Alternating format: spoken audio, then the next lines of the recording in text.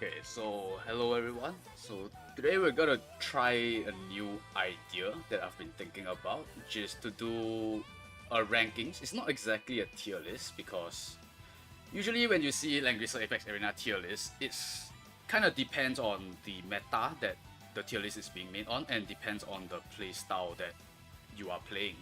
So I kind of wanna like do something different than that, which is we're just gonna rank the units based on their specific role and how they do against other units that will be ranked in a similar rank. So, I mean, these letters might be a bit confusing because I'm basically kind of taking this idea from like competitive Pokemon, but I think the idea will become a bit more clear as we kind of dive deeper into it. So, at the start, at the highest tier, which is Ubers or basically band tier, we have 3 units here because I think these 3 units warp the metagame around too much.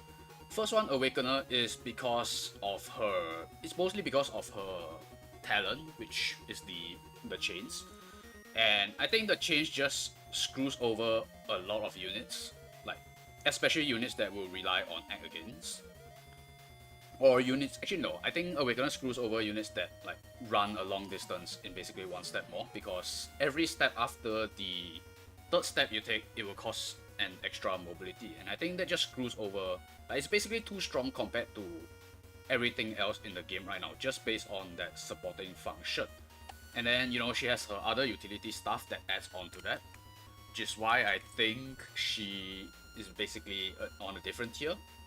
Rosen, I'm putting in here, might be a bit of bias, but I think she also ruins the overall rankings because there are a lot of like weaker units that will be in the lower tiers that might have to function off doing a specific debuff. Like it could be like mobility down, or they have their own unique debuff that is basically their entire identity on the unit. And I think having a Rosen on the field just stops that completely because her immunity basically lasts forever unless you do a debuff to trigger it. And then Ashen is the third unit here because she's too good of a support unit that I think any unit that is paired with her will basically go up the ranking by like 1 or maybe even 2 tiers. Like, she just does everything, right? She can give damage increase with King's Crown, she can attack buff, she has mobility, basically everything. And I think a lot of units are balanced around the fact that they cannot do one or a few of those things, or like maybe a unit has like a lot of damage and it can ignore guard, but his mobility is very dicks. And then I think Ashen paired with any unit would just make up for that disability. And then yeah, basically she's just too good of a support unit. So I think to start it off, we'll just put some of the recent more higher tier units in the second tier.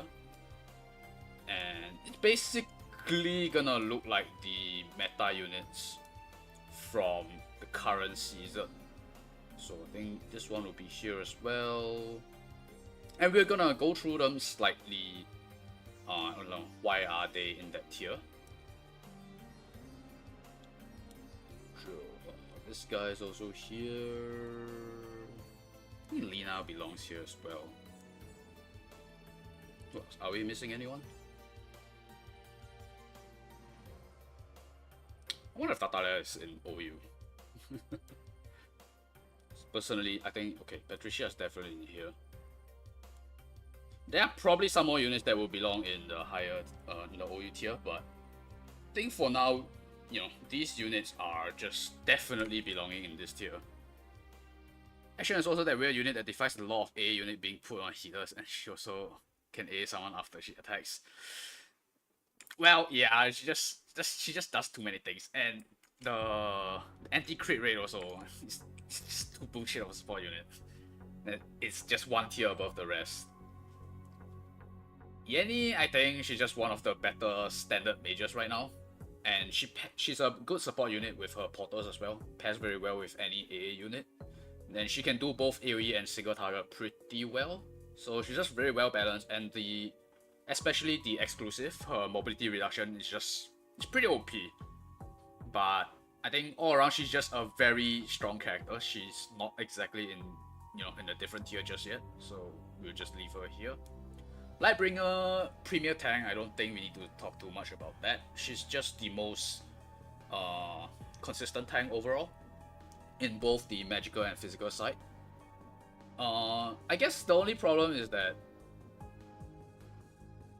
what is the problem? There's no really problem, right? I mean, overall, I think later down in the meta, she turns into more of a support role.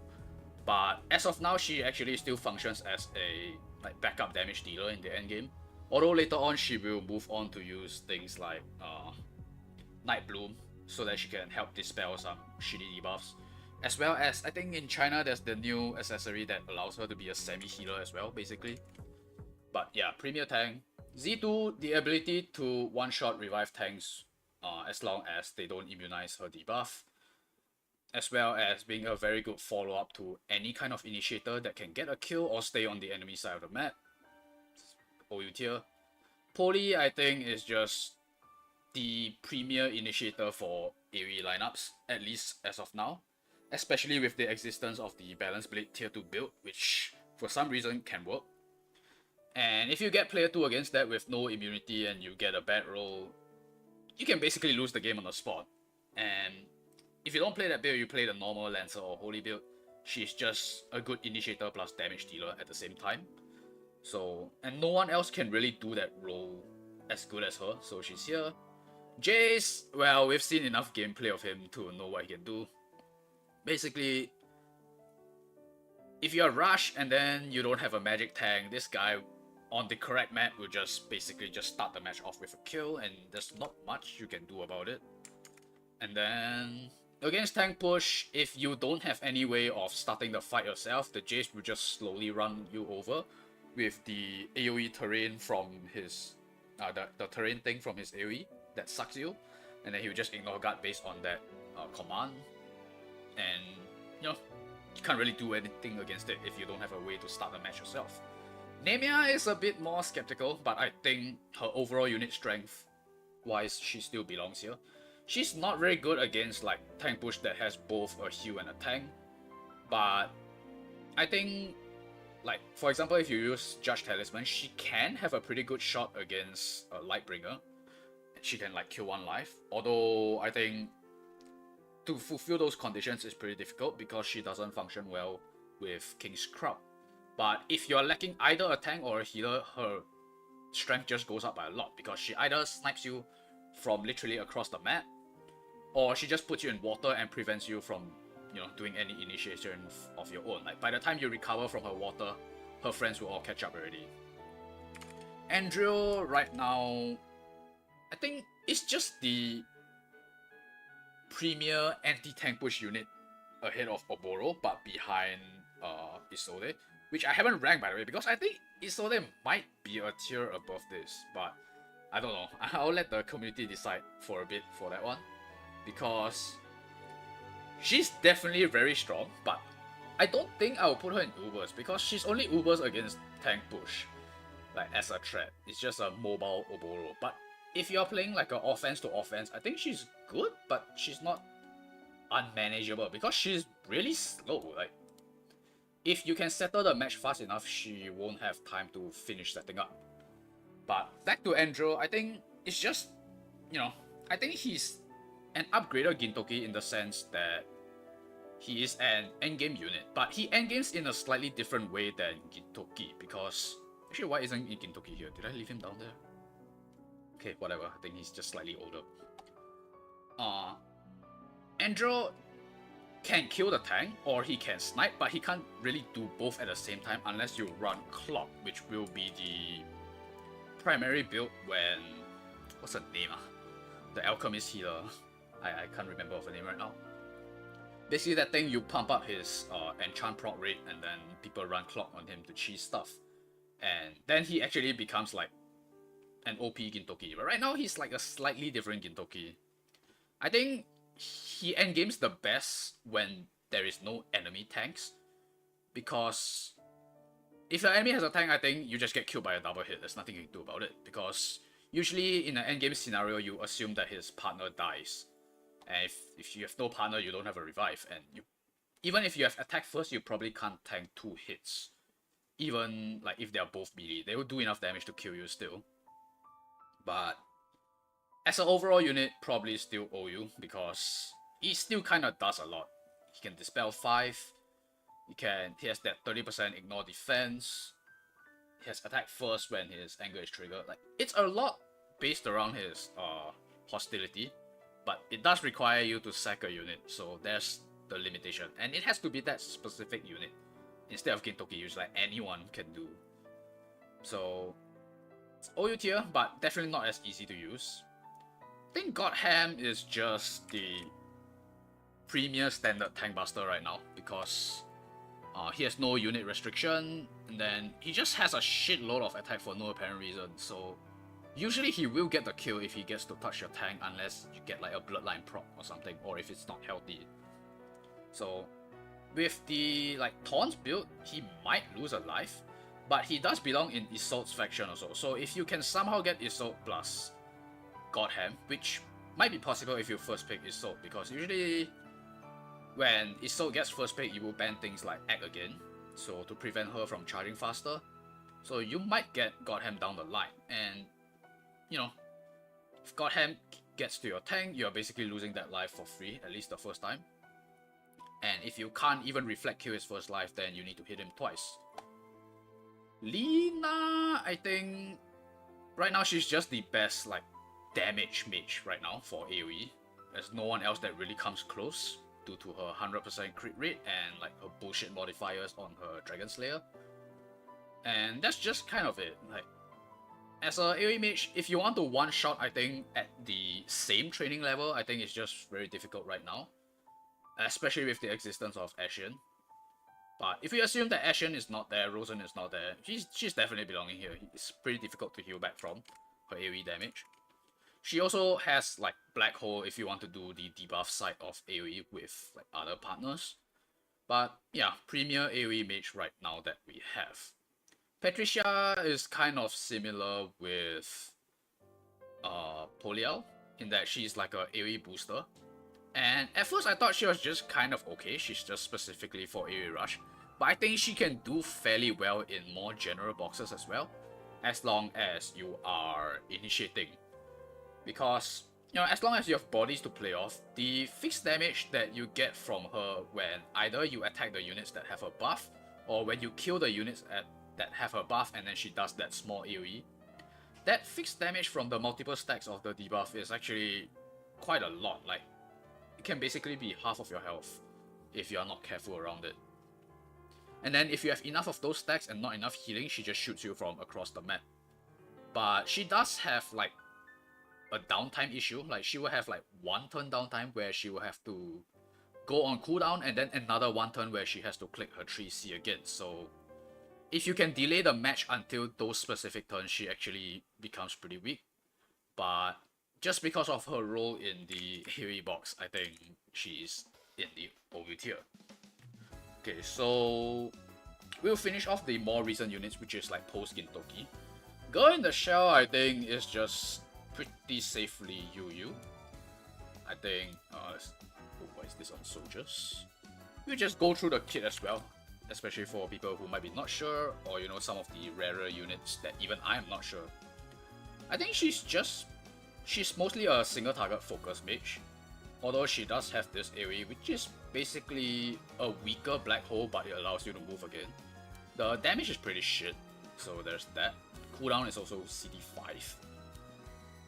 So she's mostly playing around her 3C, which unfortunately has a pretty bad multiplier, even though it has the damage increase. Like, it's only 1.5. No, it's not 1.5, it's 1.3.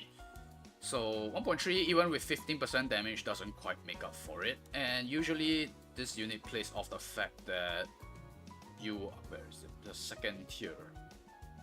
I think it's this one. Basically, you're either playing off one of these specific buffs, which is sometimes you get unit range +2. Damage dealt by understand really hurts because she's already pretty low on the multiplier side. So if you run into anything mildly tanky or like has a last ride or anything, this might fail kill actually. Unless you also happen to roll the specific unit advantage on her first or third buffs. So you're either playing off her like super huge range, like this can go up to I think 7 or 8 because Her exclusive is +1. Her talent is +2. So base is 2, scepter is 1. So 2, 2, 1, 1, 6. Is that right? 2 base, 2 from talent, 4. 1 from exclusive, 5. Scepter is 6. And then +2 from this skill, so it's 8. So it's very, very long range, but you know, having infinite range doesn't matter if you fail to kill. And then that's against aggro, and then against tank push, you will probably take the cooldown, but healing effects. Healing effects is kind of whatever, like you're not really expecting this unit to heal that much, and you're mostly going for the every turn attack. Can be pretty good, like I've seen this unit kill tanks, but she needs a bit of time to rack up the damage. And usually you see that happen against like Rosen healers, where they cannot heal the tank back to full, so it dies after multiple hits. So I think she's just not quite strong enough to go into the higher tier. She's just a like, B tier mage, so-called. Oops. I think she also lacks an attack buff, right? Yeah, she has to roll mass attack from her this Arcane History thing. So she needs to get her buff from a tank, which right now the only reliable one is Christian from Princess. Otherwise she needs a mass attack from somewhere else. So that's also one of the factors, I think. Oh my god, we're at Liubek. Liubek, I think, it's probably NU or RU. Like, I don't know. Is he as bad as NU? We'll have to see. He's definitely one of the worst recent units, but... So, I don't know if I want to factor in this, but it is important to note that he only gets +2 at 6 stars, so it's a very big investment if you actually want to use him. His damage dealt is conditional, and I don't know if this is a flat or scaling condition. It doesn't say here, so I assume it's flat. Because for like Lucretia, those units, they will actually write the scaling condition on the Wikigrisser side. And it's only +25. Like, this is not an old unit. Like, most recent mages, I wouldn't say recent, like even some of the older mages, they have damage increase +30%. So I don't know why they just shaft him randomly like this. This unit isn't even close to being strong. And this after ally enter battle, their HP is lower than 15%. Deals once instance of fixed damage equals to 2 times Liubek's int. So this is a magic sneak attack, but the problem is that the condition is below 15%, so you can't even use this to snipe indomitable units. Like, you need an extra fixed damage on top of that. So you can in theory pair this with certain Firebrand Archer mages or something, or other units that already do some type of fixed damage. Then on top of this, it will be more than 20% of certain revive units. But other than that, it's kind of useless. Like, it's not a condition that you can consciously plan on. Like, this would be really good to have on the map as a 6 unit when I'm playing Undine's account, because, you know, we've been there before. He randomly missed kill by like a few hundred HP, then this will actually finish the kill. But not if it takes up a unit slot. And that's it for his talent. His talent is really short. That's all he does in his talent. And beyond that, I think he's just a very generic debuff mage. Like, he has Black Hole. And then his 3C is... Okay, before the Aeon, inflicts Hellfire. We'll go into the contract later. Contract's really useless. Then triggers 1 instance of fixed damage from Liubek's talent. Enter battle. So, like, this unit cannot make up his mind if he wants to specialize against single target or like as an AoE mage or a single target mage. So I assume this is for like a defensive purpose. But, you know, enemy taking fixed damage after they attack you is like, it's really whatever. And it's only also based on this unit or allies with contract. So unless you contract your tank, this actually doesn't really do anything. And if you're playing without a tank with Liubek, God bless you. When the target dies, Liubek gains all stat plus 2% can be stacked up to 5 times. God bless. A maximum scaling of 10% all stats, and you have to kill 5 units to do it. And the unit that you kill has to have this Hellfire debuff. Like, there's just a shitload of artificial restrictions that shouldn't even be there. Like this, you can have no restrictions, and this unit will still be pretty dog shit. Last 2 turns cannot be dispelled, whatever. 0.4 times AoE, convert 2 buffs into random debuffs for each target hit. But otherwise, this is just like a slightly upgraded black hole. And yeah, that's kind of all this unit does. I think this unit performs the best as a AoE debuff mage, because it's a 3 mobility, and he just has the usual +2 unit range. And his single target is pretty strong. Like, this is pretty solid against tank. Like, plus 30% is no joke. And then he also has Dark Reaper, but he just doesn't quite have the kit to support a proper single target mage playstyle. And he's better off playing AoE. So, okay, the Soul Contract is 2 cost skill. It's not a 1 cost, it's 2 cost. When enemy unit die, this skill cooldown is -2. Base cooldown of 5. Causes a target to gain contract. Cannot be killed in 1 hit. Last 2 turns. Even has a 2 turns condition. When the allies activate contract effect, gains Soul Drain. Cannot gain the contract effect again. So you cannot place this on the same unit twice. If there is an ally with contract on the map, Liubek takes 10% of his current HP as fixed damage after he takes action. I don't think his talent likes that very much. You will just randomly go down like below this condition if you have this contract active. This contract is basically similar to Agnes Revive. It's a 1 HP revive, it's not a 20% HP revive. And this last 2 turns is really bad. Like, if the unit that you cast this on hasn't moved, it basically lasts for 1 turn. And then if they use an act against skill, Chivalry or whatever, it's just gone. So, like, if you're thinking of placing this on the unit, using that unit to initiate and then have Z2 jump on that unit, this doesn't even work half the time, because if that initiating unit uses the act again, then it's just gone. It's just gone by the time you finish your attack. So this thing is really bad. Like, this was like some kind of prototype experiment. Like, they are trying to fool around with this concept of granting revives to allies. I just, like, they thought this was too strong, so they attached like 50 conditional effects onto his kit for no apparent reason. But like, I think he fits the bare minimum requirements of being a debuff mage. Like, I think if you compare this to like the Painter, Cortez, or like Kruger, he's definitely worse. So, I'm just not too sure if he's bad enough to be NU. I'll put him in NU first, I think, and then we'll see whether he does better than his other counterparts in that same tier. Okay, so next one, Theon. I think Theon is actually, it's either RUBL or UU. I think I actually like his kit a lot.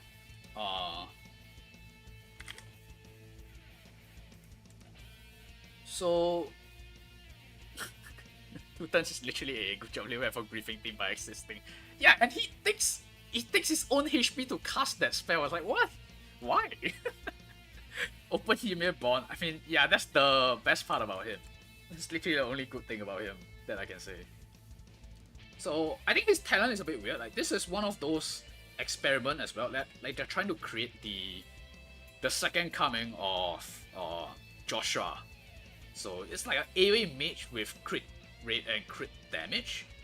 But the problem with this unit is he doesn't play off that crit rate and damage. Like, he plays off like procs of his attacks. Like, his damage comes from the reduced healing and the fixed damage. So I feel like this crit rate is not very important. So that's a negative for him. And yeah, this is basically his identity as a unit. So every time you do like a small damage to the enemy, you inflict 1 stack of this debuff. It stacks up to 5 times, and each stack is 0.5 times Theon's attack. So this is kind of similar to Patricia's Fire. It just has like a slightly different activating condition. It's similar in the sense that it's based on like when you do an instance of damage, but Patricia has other conditions that can trigger it as well. And this one lasts 3 turns. It's actually pretty long. Then, when he uses line skills, which is most of his AoE skills, I think, you will get to place this Spin Blade effect, which is pretty annoying when you're playing a more like condensed style, which is tank push, and you're not playing Rosen. So if Rosen is not on the map, this unit suddenly becomes a lot stronger because you cannot just randomly immunize this thing. You will take this fixed damage. I don't remember if this thing procs the lacerate as the lacerate as well, because it says fixed damage. I don't think it takes fixed damage, does it?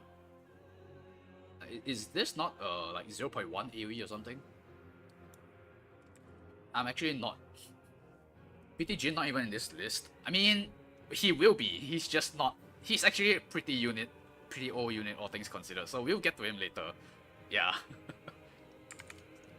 So, okay. If it's fixed damage, then I don't think the Spin Blade will proc the Lacerate. But he will proc it when he pulls it back, which is this part of the final part of this. After taking action, he can pull back the Spin Blade, and they will take a small proc of AoE damage. And you cannot be, if you take multiple Spin Blade hits, then the future hits will be weaker. Makes sense. 1 turn cooldown, so it's pretty common actually. And he has an exclusive that's pretty nice. Damage reduced by 20% is welcome, but I don't think it helps him enough. This unit is really squishy. And then, at the end of the action, a spinner is generated at a random enemy. And this triggers like basically every 3 turns. It has a 2 turn cooldown. Then in PvP modes, this effect reaches increase to the whole map. So every 3 turns, you will just randomly have a chakram under you that will do all this fixed damage and stuff.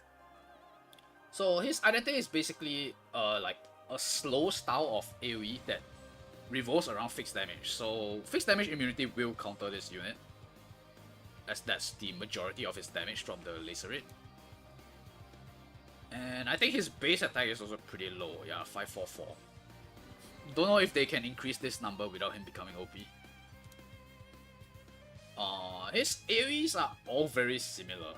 You're basically gonna bring this, and his 3C. So 0.25 gives 1 stack of Lacerate, and then it allows you to jump to any defensive terrain within 2 blocks. So hit and run, kind of. Why the hell does this unit have first aid? It's very random. Boomerang is the one that allows you to curve so that you can target a specific tile if you want to remove a specific, like, this unit is like old school specific Yanni counter, it's like attack. But you can do things like it with this, as well as if you want to hit multiple people in an L shape. 0.2, so you can see his multipliers are very low, so his damage, majority of it comes from the talent. Then his 3C is 0.3, it's a 3-line AoE, range 6, so it's pretty long. Crit rate increase deals 1 random debuff. 1 random debuff is kind of whatever.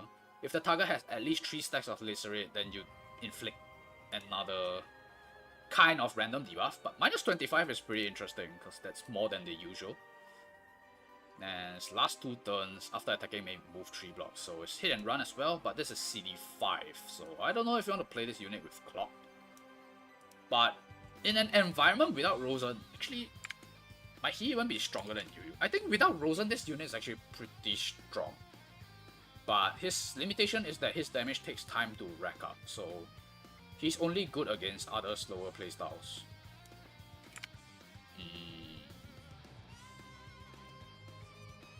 Yu should be a solid place for now.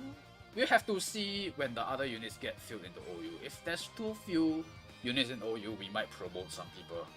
So we'll leave it on Yu now, but I think he's definitely on the higher end. Like, he fulfills a very specific role, I think. There's not too many other units that do this kind of slow burn. Like, you would compare him to Michelle, I guess.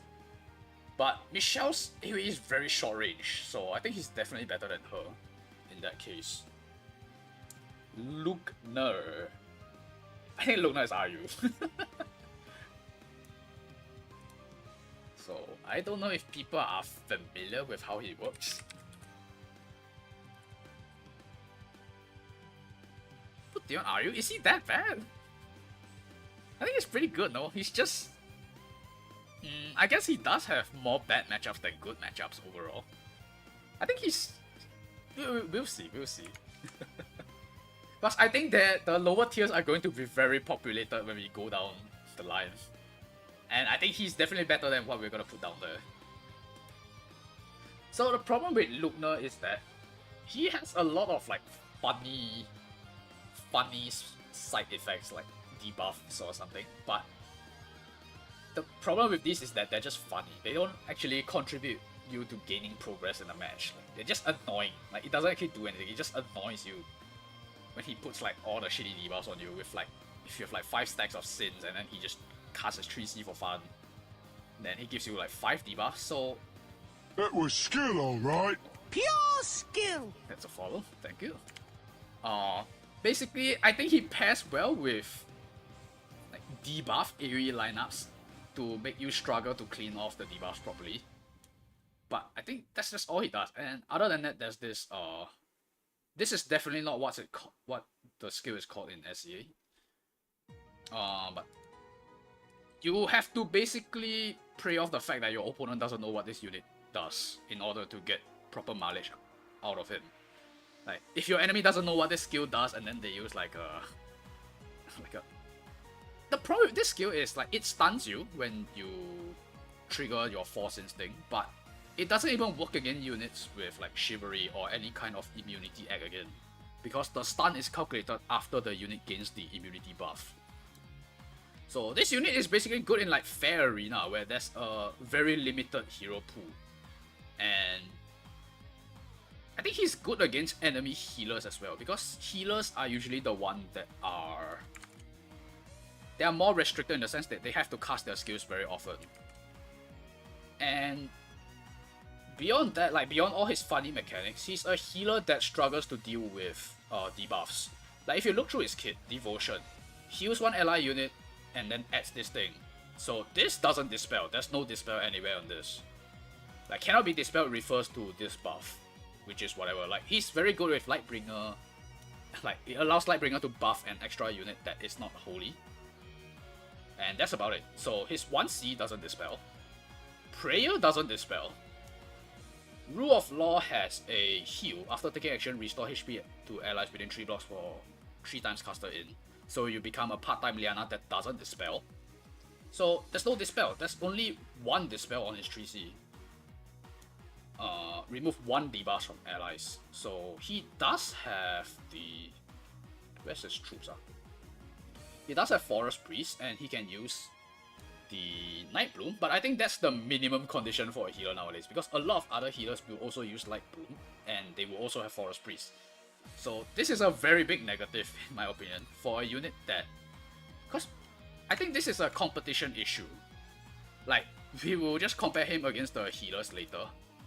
Like, other healers have something that is more easily converted into an advantage. Like, they have Act Against, or even an SR unit like Sophia, 30% defense is very good for survivability, and she has access to Rewind, which is a much better supportive function. And then Agnes has her Revive. You know, other healers have just like a utility that is much more straightforward to convert into an advantage. This guy, he just annoys you with shit debuffs. That's it. And as long as you know how to dodge his stun, he's literally just a normal healer. So, I think it's RU, but wow. The more I talk about it, the more I want to drop him a tier. Like, you really need your opponent to not know what he does in order to get good value out of him, I feel. Especially since one of his roles is actually soft countering Rosen, but since Rosen is out of the picture, I think he drops a tier, because he can actually overwhelm Rosen, because Rosen usually casts her skill every turn. So she will just get a lot of stacks of the Sins, and then you can just pop all of her stacks with the 3C. But if Rosen is not in the discussion, I think he drops a tier down. Yeah. So that's Lugner in a nutshell. Grand Shell, I think a safe UU pick. Might even be UU BL? Not sure. I mean, her role largely is being defined by how many of her friends she gets to buff. Like, if she has enough units in the box to buff, I think she's actually still pretty strong. And her role is just very fixed. It's a unit that limits positioning for tank push. She does okay in terms of trading, but she doesn't kill revives. And her recent exclusive is a good thing, I guess. Oh, red shit. So, why the hell? What the fuck? Her exclusive is not here. But basically, her exclusive gives you a conditional reduced cooldown on one of her skills, attack skills. So it's a -4 cooldown. So it turns this spell into -1 if they have a mobility down effect, and then that means you have to hit the unit directly. So if you are using the shield to ignore guard on the tank, and then you use this on a different unit to kill them, you probably won't get the minus cooldown. But it also allows her to guarantee act again on any unit that is slower than her. So that's kind of nice in terms of not taking extra chip damage than necessary. Can be pretty nice for attacking Christian as well. But the problem is Christian will probably be wearing Holy Up plus the taunts, which still go through, even if you bypass her attack first on the second life. So, but if she's on a second life and you can guarantee that you attack first, might be able to kill with Unicorn's advantage. So, has a lot of things going for her, but she's just like in the current meta, she's mostly being outpaced by the meta itself, I think. Langrisser is dead. Should look at the other side. Which one? The China side? Problem is this side's in Chinese, so a lot of people won't be able to understand. I think Langrisser is good enough for where we are in SA. Like that's up to Patricia, which is good enough. I think. Does it have Patricia actually? Oh fuck! It doesn't. So it's basically until does it have soul? That's it. So. Yeah, she's just missing the current patch of exclusive, I guess, or casting skills.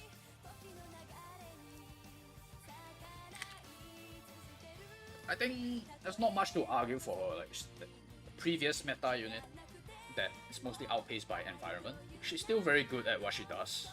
She can set physical tank, pretty bulky unit, all things considered. Although I think as time goes on, it becomes more punishing to run a non-attack accessory, because I think units just get enough damage to kill her through last rites, and she kind of needs the attack to, get kills in the first place. I think. GitHub page. What website is that? Banner News One. Banner News One has. Let me try. I don't like their UI as much. Like I know of this website, but it definitely looks like a website that's made from someone's basement. List. Can you search? Oh, you can search. But other than you have to control F. Then... Yeah, I the UI leaves a bit to be desired. Do we even have this? I don't think we have this yet, but yeah, exclusive is here. Basically, if you guarantee attack first if they are slower, and then if the enemy is also slow, then you get 4 turns minus cooldown on your attack skill. This thing itself has a cooldown. Straightforward, and I don't think it helps her too much, especially since you have to give up Bonnet, but it's definitely pretty decent.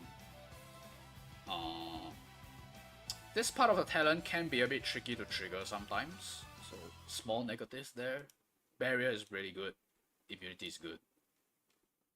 Other than that, she just does what she does best, which is a solid core against tank push, is okay at trading, especially if she gets to proc breeze. I think without breeze, her mobility is actually just slightly not enough. Like 10 is solid, 10 is barely passable in nowadays meta, unfortunately. Should be Yu BL. I can see that actually. Yeah, I actually agree. She's probably a cut above the rest of the units here. We'll see if Yu BL gets too crowded later. Why can't I move? That's okay. JNC. Probably Yu, right? I think the thing about JNC that I don't like, I'm gonna mainly use this unless the unit isn't on here. Why is my music stopping? GNC, The problem that I don't like with her is, one, she's very limited on faction buff. Basically, you need to kind of get Bernhard or Grand Show.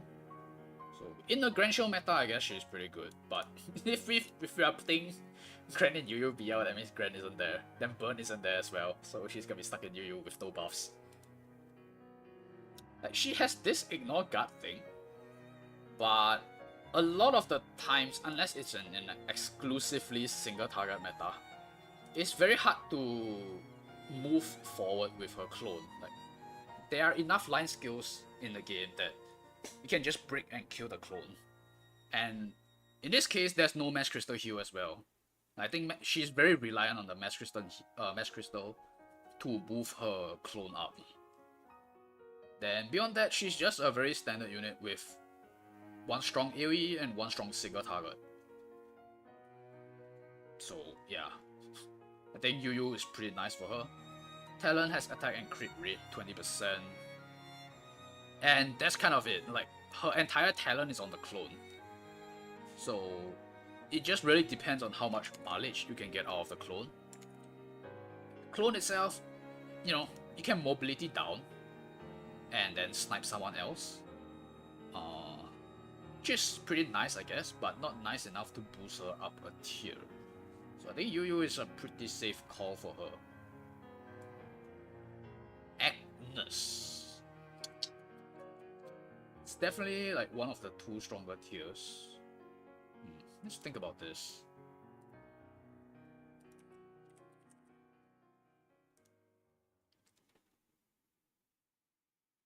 Like, I would classify her as a mage. Like, I don't really want to think about her as a healer because she's really not. She has like a healing 3C. She can heal. She's not a healer. It's mostly like a supportive AoE mage, I guess. And the better version, like a much improved version of Liubek's Revive, you don't need to cast it. Like, it applies to everyone in your aura range. 5 blocks is very generous. Basically, as long as you're not on the enemy side of the field, you will get this. Then 2 times per battle is not a lot, but you know, it's basically 2 extra hits from the enemy. It's not a lot, but usually it's enough. Once per unit is a fair condition. And then they get this debuff that you can only remove with your 3C, which is also, I think it's an acceptable drawback of the revive. Her talent has this heal, but you need to do damage, which means that you need to have a skill that is off cooldown. Do you need to use skill? No, actively dealing damage. So in a tank push to tank push, you can actually just hit the enemy tank. Her int is actually pretty high. Like, not as high as some of the more recent mages, but high enough that like if you run full moon, she can pretty easily hit 2k int, I think, with casting and everything that we have nowadays. Doesn't do debuffs, but has very spammable AoEs. This one is CD4. This one's a bit longer, but it's 0.33 and has advantage against Mage and Holy. So this is basically a budget Arcane Blast. Slightly weaker version of that, but in a line skill version. And this skill is probably one of her best skills because of the cooldown reduction. So kind of like Lucretia's Puppet, this is really strong if you can get it to trigger on the correct unit. So you need to position a little bit, but it's very strong. The range is super far, like range 7 plus 1 ring. And 0.3 is just solid, especially like sometimes you look at skills like, how the hell is this a 1 cost skill? 7 range, a 1 ring span, 0.3 times. There's a very good supportive function. Cost 1, cooldown 1. What? Imagine throwing this on like other AoE mages. Barely does damage. Well, she barely does damage if you have enough healing. But I think forcing out a heal on the enemy team is actually a good thing as well. Like, it's a plus point. Like, a healer, well, she's in that weird space between healer and the mage, but I think it's better to classify her as mage. Give me a second. Wow.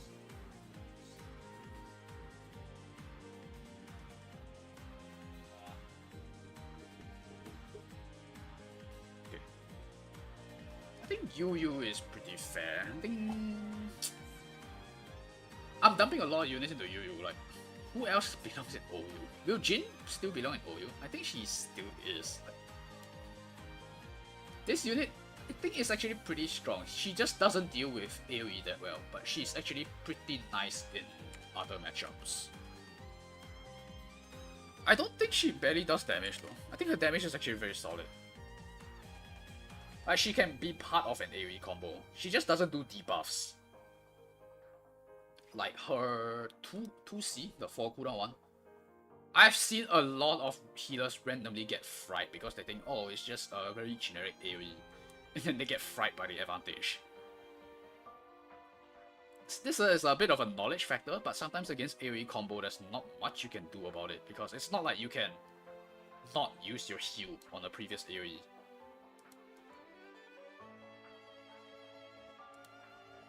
I think I would put her Yu.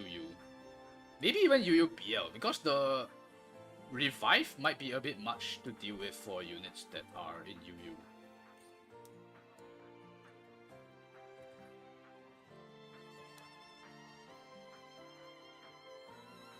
We can review that later. I feel like if we go down this tiering system, we are basically gonna go down like season 14 to 16, then season 10 to 13. It's like a time list. And I don't really want it to be like that, but I guess that's just how power creep works. Because I think Agnes is probably a solid UU as well. No, not Agnes, this one's Elaine. Just very solid tank buster overall, I think. She has a small setup time, but beyond that, I think she mostly struggles with the troop choice. Like, she has to play rock, paper, scissors for her troop choice. Like, usually you will want to bring this Lizard Rider, but if you run into Phalanx, you can kind of... What's Fan Chuan in English? You can get fucked up, I guess, if you run into Phalanx. Because like, I think a lot of people, they are like not sure. They say Elaine is an infantry class. So they say, oh, I don't want to bring Phalanx because I'm gonna get killed. But I think, like for Lightbringer's case, if you bring Royal Guardian Infantry, you will get fucked. Because you lose the troop to troop and then her hero will screw over your hero.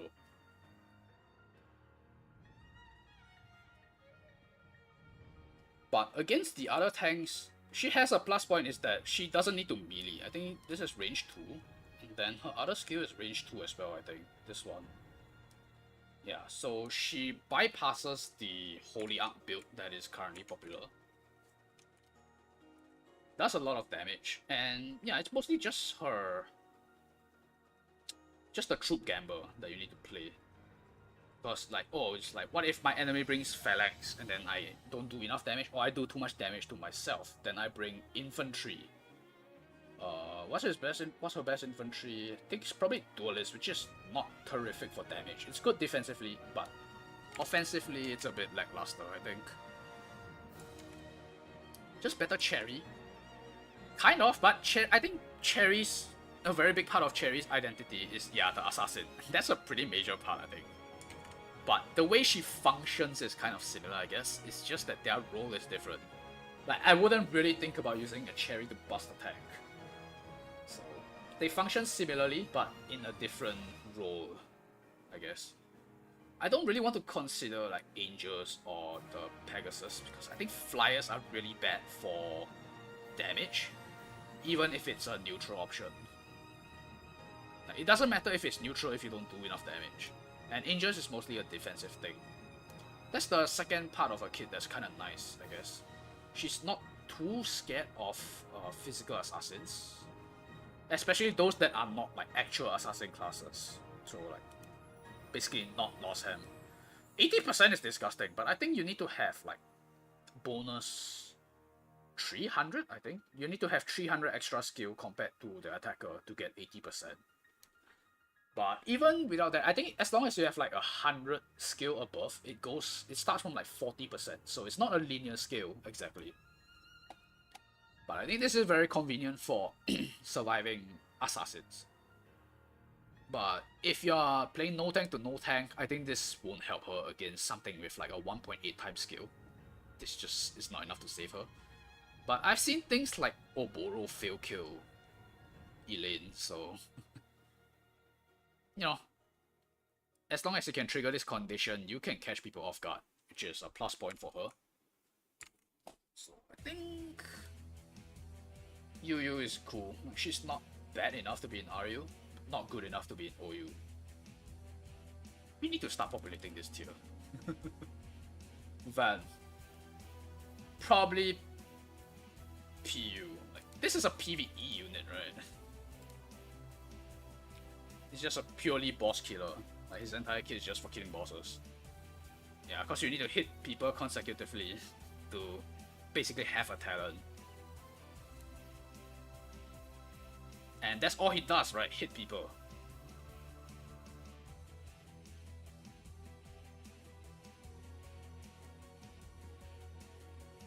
Oh, I've never seen this skill. What the hell is this?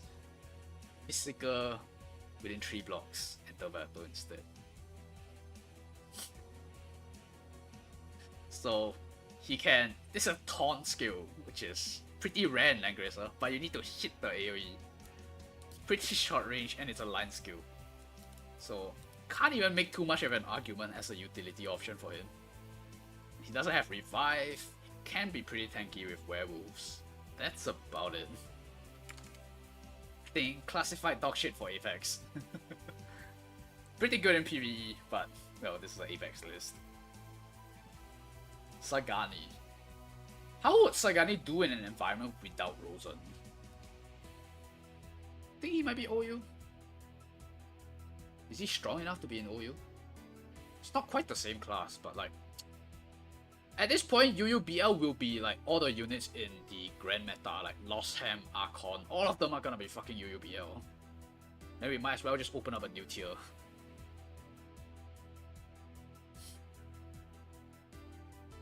Yeah, this is definitely experimental. Other than Gintoki, who else can we even fit in the OU tier? Now that we think about it. I think we might need to start promoting some people. If I'm just looking through at the list. Wet Ham. TJS. TJS is probably UU. Okay, Liana is definitely OU. We don't need to think about that one. But who else do we have? Yeah, right, Sagani. I feel like Sagani is UUBL as well.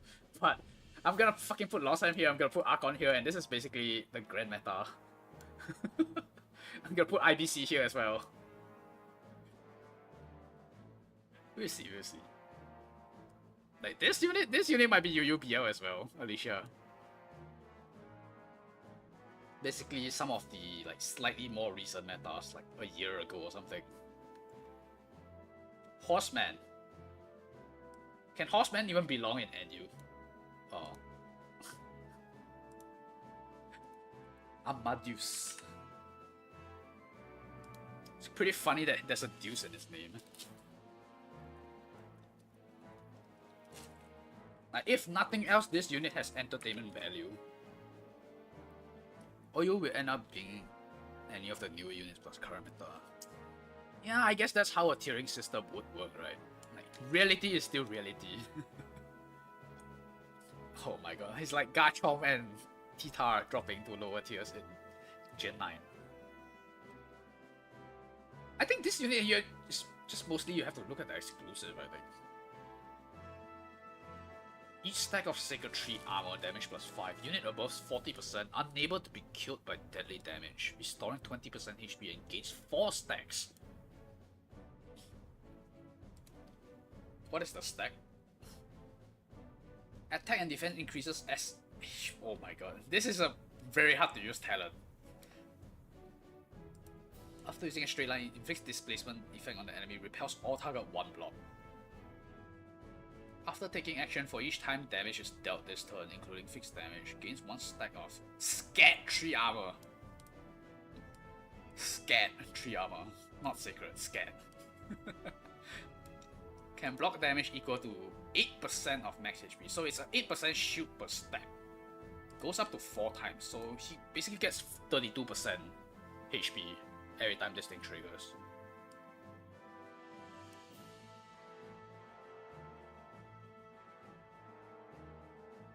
Why the fuck does he have a guard skill? Actually, this makes him not as dog shit. I think definitely belongs in at least NU. I think it's not as dog shit as PU. This is worse than Virage Talent. I mean, I think it's not as bad though, because the problem with Virage is he has to single target. This is an AoE unit. So as long as you can trigger it the first time, which can be via a revive, he's still pretty solid, I think. Because he has 600 attack. Don't know why it's 5% attack. Like, can't they just give him 10%?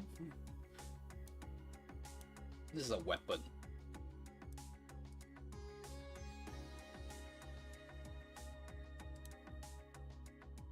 Gains mobility plus 2, so he gets 7 mobility. Command increase attack and in of allied units within 3 blocks by 10% if a shield is active on them. So I assume this applies to himself, so he gets another 10% attack here. Off a base 600 attack, I think his attack can be pretty high actually. Especially if it's 40%, so I guess the first condition is you need to somehow get the enemy hit you to trigger your revive, or at least get you to... I don't know what HP percentage is required to trigger the maximum buff, but I'll probably assume it's something like 20 or 30%. But his 3C is basically just 3 AoEs in a row, right? Vertical limit 0 divide in sequence, then advances 1 block and casts long lance. Then this one, sprinting sweep, is vertical limit and long lance in sequence, then casts 0 divide. Immune to all debuffs while using any of these skills. And deals 0.2. Wait, what? Does it override the original damage? Dude, they don't even bother putting the image for it. Like, no one uses this unit. Okay, so it's a slightly nerfed version of his actual skills. 0.2, 0.1. 0.5. Range 1. This fucking is a melee. It's a melee AoE skill. Cannot trigger range increase effects. You can't even put balance blade on him. Okay, so it doesn't use the actual multipliers. It just replaces it with 0.2.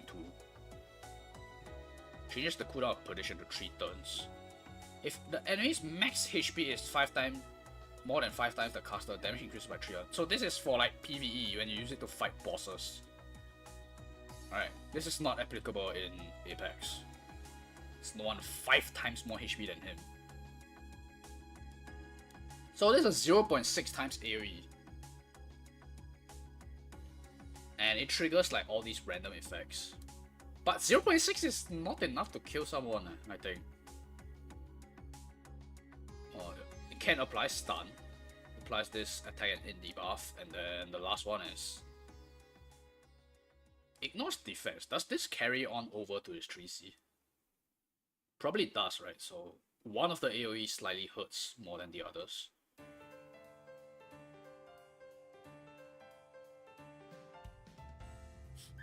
I'm not even gonna look at his single target skills. I don't think you will ever consider bringing his single target skills. Stack more damage to carbon fiber. Yeah, that's true also. I think if you can somehow get the enemy to trigger his revive, he is actually not too bad. Like, he is as good as a bad unit can be, I think. Like, against other units of this tier, you can definitely just one-shot people, I think, with the AoE. And you can do it with 1 AoE, like, you can use 3C. It doesn't put his other skills on cooldown, right? Yeah, it only... so this skill is basically a 3-turn cooldown on his 3C. Like, you still get your other 2 skills. mouse.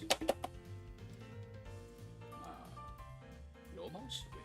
So he has a 0.6 on this 3C, and then he has a 0.5 on this long lens. So, and especially if he can fulfill the condition on his 3C, the mobility skill. 7 mobility is pretty shit, but like, it's okay, I guess. Yeah, I think he has enough stat stacking that, again, once he goes below this HP percentage, he will actually fuck some unit up. So I think NU is nice for him. Kirika. I think Kirika's RU. I mean, I was really looking forward to use this unit, but unfortunately I don't think she quite makes the cut, man. Kirika.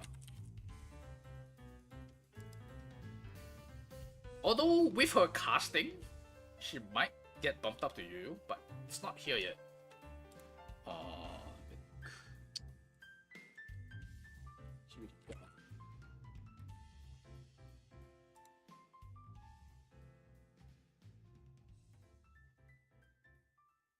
If the hero has 4 stack of talents, can perform a second action. Which one is Awakening Senko? Is that her 3C? 3C. Skill cooldown be reduced by 1 for each enemy hit. It's not that good actually, I think.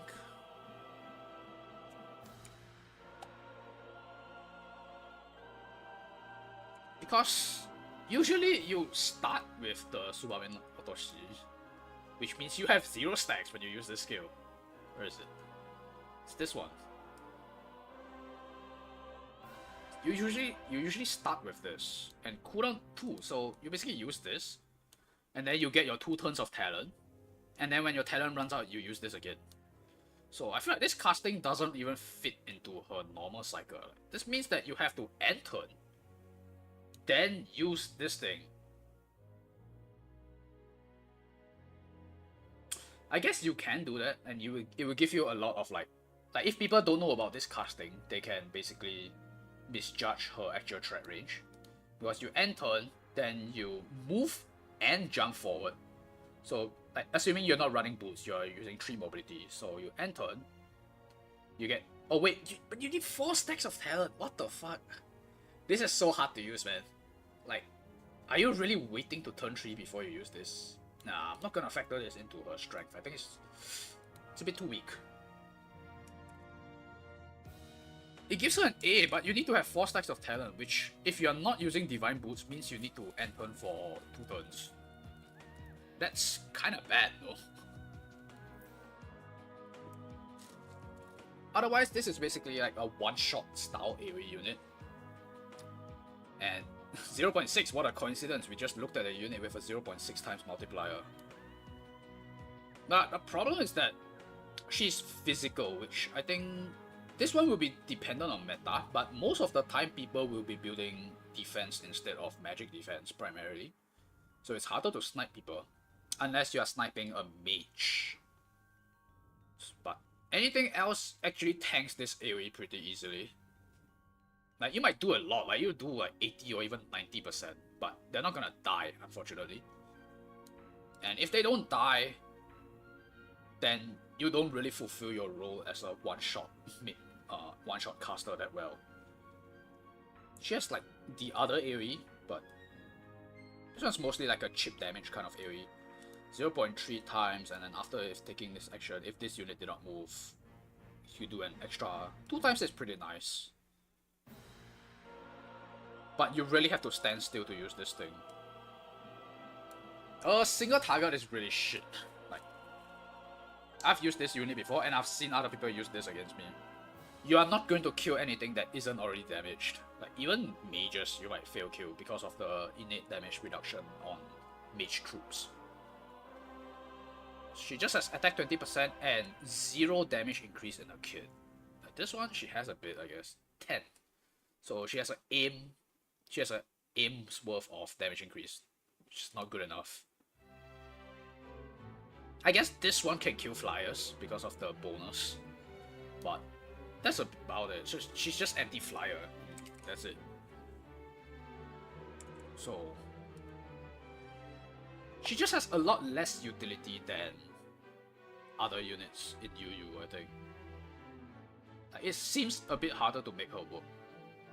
In terms of buffs, she carries her own Strengthen, but that means she has to drop. Like, she basically has to carry 2 support skills. Can you not bring this skill? You can, I guess, but this one helps you to move forward while retaining, like, while triggering her talent. So, I don't know if this is optional. Might be, might not be. Now, if you don't bring this, it's gonna slow down your tempo very much because it's gonna take you a long time to get out of spawn. Factions wise, it's not too bad, but depending on where Landis and Christian ends up. Because Awakener is out of the picture. Might actually be difficult to get buffs in RU. I don't know. Does Dim Sum think this unit deserves to be higher? Damage increase also doesn't stack with Casey or Miracle. Yeah. But at least she can use Casey, I guess. Like, she's not very reliant on Egg again that burns her buff.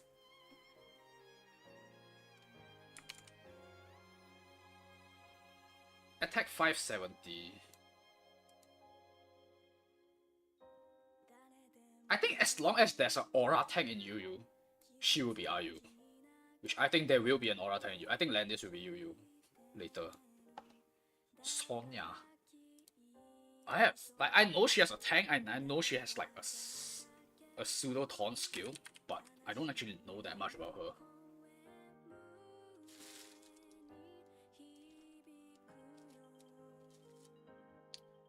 Allies within 2 blocks, damage taken -25. If not, damage dealt +25. Entering battle, the enemy will not attack first. Taking further damage, she has a revive. Her casting is a bit better, I think, but I don't really want to take account future casting yet, I think. But we'll just look at it to see what it does. Applied buff and debuff effects last +1 turn. The dual target selection range has been increased to cover the entire field. Sounds nice. Using Zen Spark when hitting an enemy with a duel, this enemy will lose control of the unit for 1 turn. So I assume this is kind of like Godham.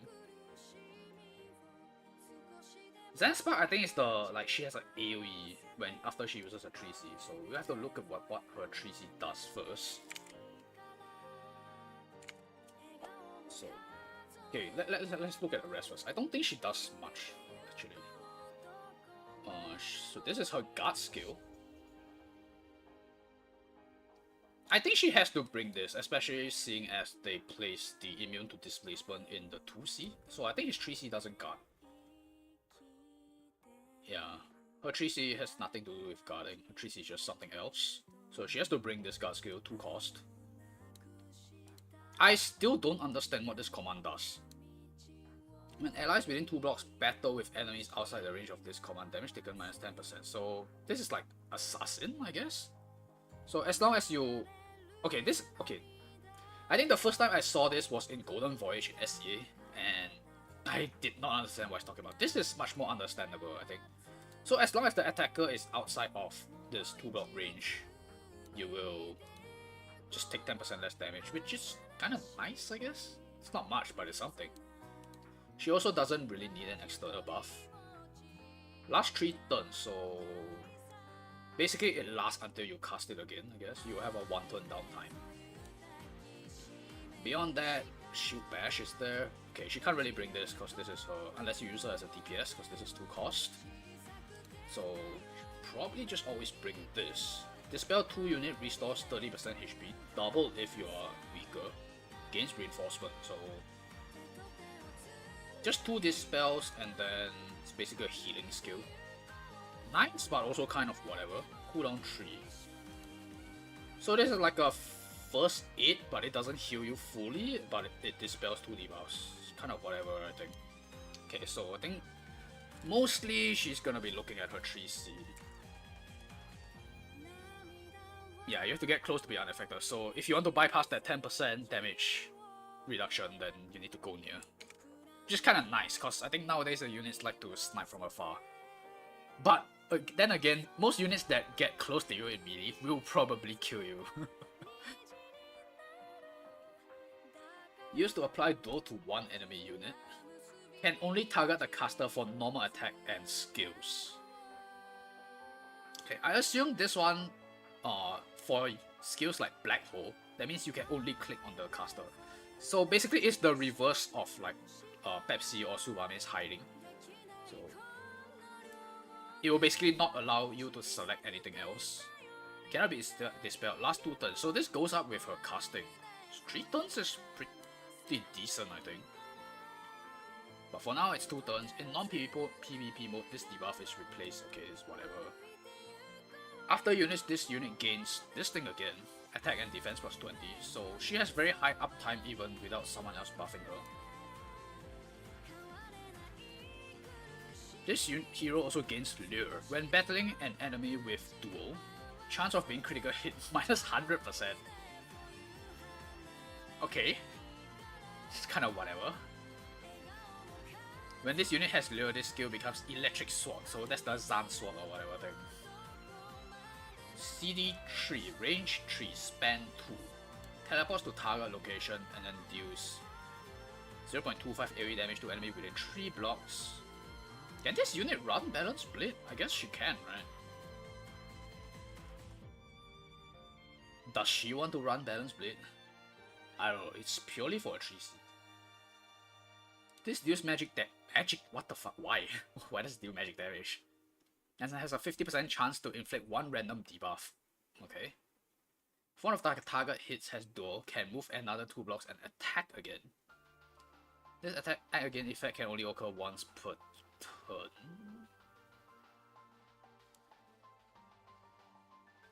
I don't get why this needs to be here. Is there a way for her to trigger this multiple times?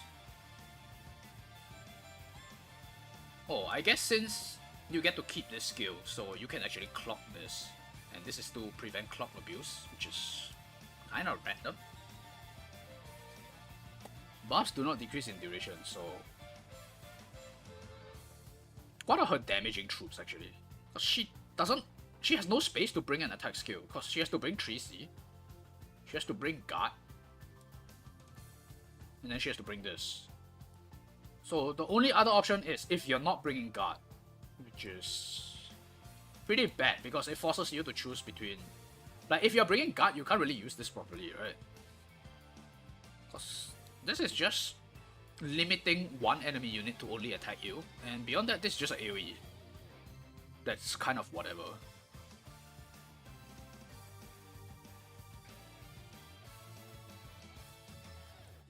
Duelist, State Guard Angel, Elven Spear Thrower, Amazon Champions. Maskmate. Probably she has no good attacking skill. S slash is her best attacking skill. So, okay, she has Frontal Assault, but Frontal Assault's not that great of an attack skill. It's very slow. I think... NU. Just because she's kind of a solid tank.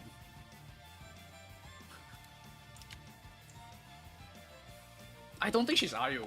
Like, okay, she has a Revive in her talent, which means she's not as scared of passive block. But she's scared of these spells. And it doesn't look like she stacks a lot of buffs on herself. So she's pretty scared of these spells. That's kind of it. She's just a... And she has like a slightly long cooldown self-sustain. She's... well, she's all attacks, so... I think magic tanks will be pretty rare down there. But... It's kind of it. Damage reduction minus 25. I don't know, I don't think she's good enough for RU. Like, this is just like a unique tech, I guess, but I don't think it's that good. Because I think this basically is only good against assassins, right? Because everyone else doesn't really care, right? If you're a tank buster, like maybe if the tank is standing a bit further back, you have to hit the tank directly anyway. And AoE units, similar logic. If the tank is standing a bit further back, you need to walk further to hit. But that by itself doesn't really do much, so this really only applies against assassins. So I don't think it really does that much, and this thing is pretty useless, I think. Because as a tank, you have to give up your positioning for this.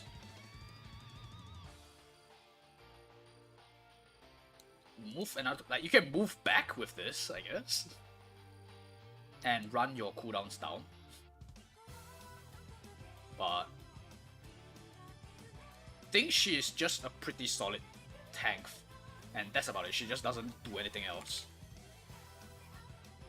Does hero beat anything that's not squishy? Yeah, I think you just bring Guardian Infantry. Wait, does she have Guardian? Wait, she doesn't have Guardian. Oh, she has to tank with Duelist or Phalanx. Ouch. Yeah, I think NU is about right for her.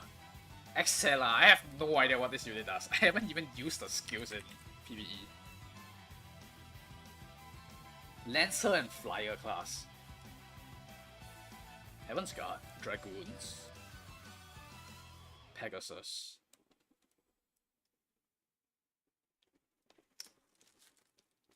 Oh shit, it's 4:30 already. This is gonna take a while if I go through every unit, I think. Lower HP percentage than this unit. Increased by 20%, it's not even that much. After taking action, 50% chance to gain escalation. For next active attack, hero crit chance increased by 100%. So apparently they've tried to do this with a unit before Lina. This unit is before Lina, right? This is the Sonya column. I don't even know what franchise they're from. If this attack is a damage dealing skill, this cooldown is reduced by 2 turns.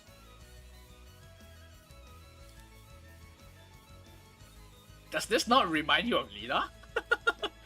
It's kind of similar, right? It's just that Lina can trigger her buff when her allies get hit and she can't. So she's purely 50-50 on her end turn. What's her casting?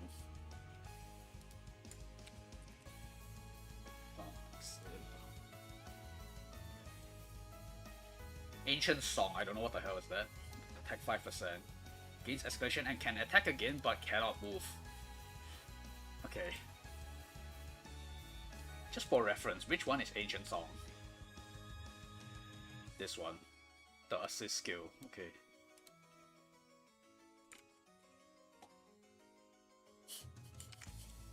This sounds like prototype Lina. 3C, Lance Blaster. When triggering talent effect, if this unit already has escalation, they gain before initiating battle and recovers 30%. Okay. How long does escalation last? Does it last forever? Oh, it lasts forever. Okay. Physical attack 1.5 times magic damage is kinda nice. Melee soldiers will also attack. 3 range skill. Okay. If the enemy is in gravity field after taking action, deals 0.2 physical area damage. Oh, range. Very generic DPS skill, but sounds pretty decent actually. What's her base stats? 561 in Flyer class. It's alright. Especially for... Is this an SR or SSR unit? I don't even know how it works. God, this is hard to trigger. Okay, this is the gravity field thing. Teleports multiple enemy units in the vicinity of the target. Deals 0.2 plus gravity. Okay, so this is prototype Jace 2C, right? But it's range 2. CD6. You look at this and look at Jace's AoE.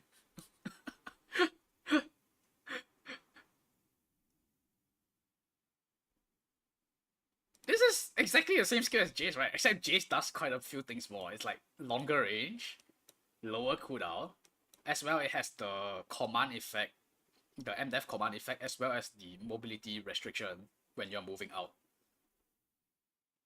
This one within 2 blocks, so you can just walk out of it. Now if you don't walk out of it, you'll get sucked, I guess. So this is pretty hard to use, but it sounds like...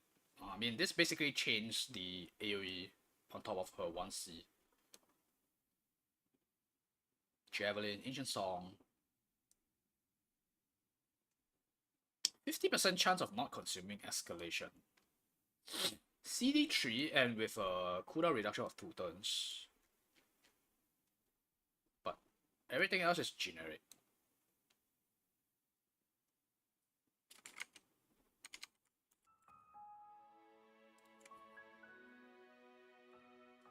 I guess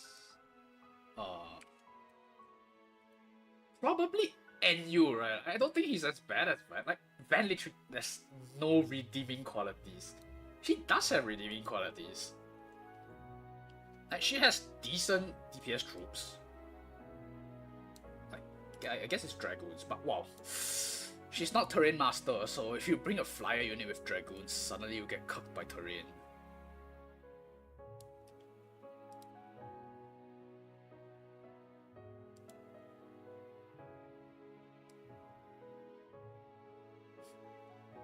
I'm questioning a little bit if Sonya is too tanky for the tier.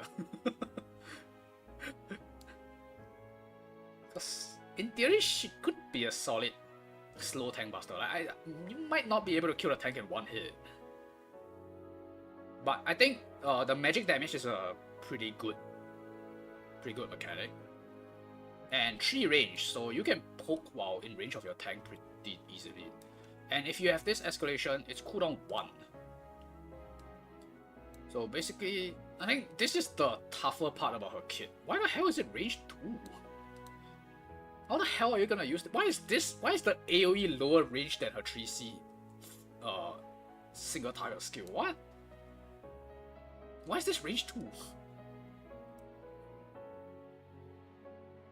This is so difficult to use. Like, I would just base this unit's strength based off just the self buff and the 3C damage. 1.5 times magic damage skill with a cavalry troop like Dragoon or Heaven's Guard. Probably just Dragoons because she's not Terrain Master. I think NU is pretty okay, I guess. Surely mages exist in lower tiers. Is she that weak to mages? If she brings Gallant Duelist, I guess. Oh yeah, true. There's a fireball as well to consider. True. I'm just thinking if 25% damage reduction is too much for NU. Okay, this one's NU. Nymph. Nymph is either RU or UU.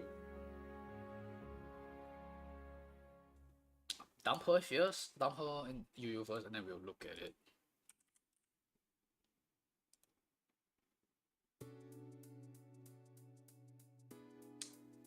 I think she might be RU actually. I think she's a little bit similar with Lugner. But I think she is a bit better. Like she has more utility than Lugner. In plus 25. She's an aquatic unit, so she just gets a hidden defense boost. Pretty much. Allies within 1 block gains bubble. Minus 45% AoE damage taken, 50% chance to gain 1 random buff. After this, every time this unit uses skill 3 times after taking action, will once again activate this effect. Within 1 block though, it's pretty rough to trigger. This thing itself lasts 3 turns, cannot be dispelled, whereas after taking 1 instance of AoE damage. It's kind of nice as long as you draft properly and don't get bombarded by AoE, I guess. So you have to play against a hybrid lineup for this to be properly used. Elma will be the Rosen alternative, but I don't think Nymph cuts it close enough, I think. 3C, this is the one with this is the fucking Naga song. Extra stack of talent. What the fuck is a stack?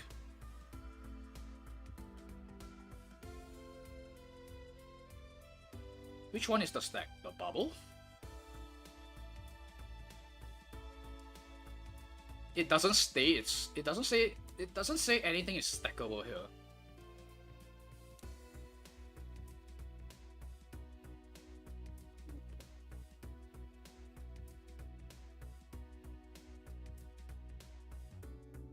What the hell does this mean? What's the extra stack of talent? The bubble's a stack. It doesn't say it's stackable though. Last 3 turns. And then it triggers when the unit uses skill 3 times. So this extra stack of talent.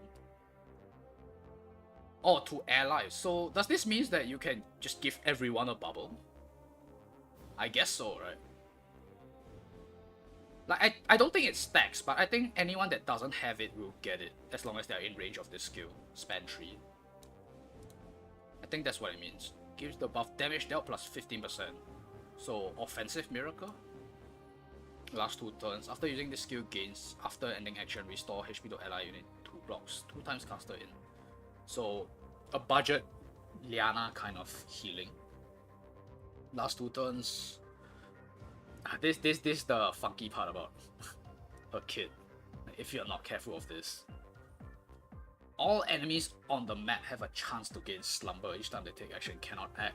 Wears off if attack. Last 2 turns? No, the area last 2 turns, not the stun. Okay. It doesn't say how long this lasts. Okay, but notable that it's dispellable. This one's not dispellable, but the stun is. Weird that it doesn't say how long it lasts. I think there is a duration on it in-game. I think it's 1 turn only.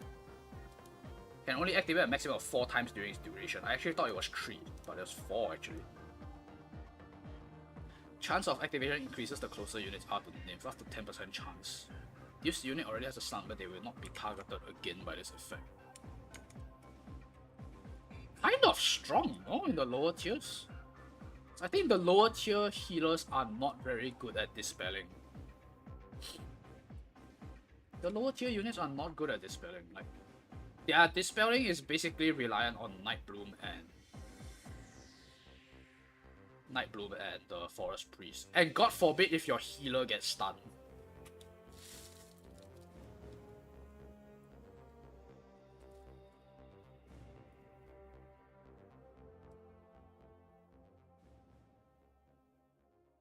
Yeah, right. Like, who else has immunity? Basically, Gospel users, right? Like, if your healer gets stunned, you're quite fucked, I think, if you're fighting against this unit. Because your healer has to be stunned until the entirety of next turn. Like, they can only move at the end of next turn, which is...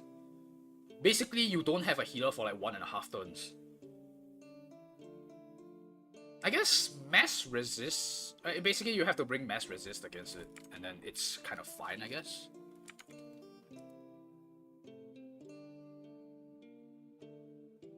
UURURUBL. Okay, I haven't even finished going through the unit, just the stun alone. She single targets pretty well, I guess. Range 3. You're not gonna bring Scepter on this unit, I think, so. Wait, no, this is the heal. Restore HP, but that's a CD1, which I don't like about this unit. Restore HP to self and caster, no, self and target equals 3 times. It's kind of like a Rosen syndrome, doesn't heal properly.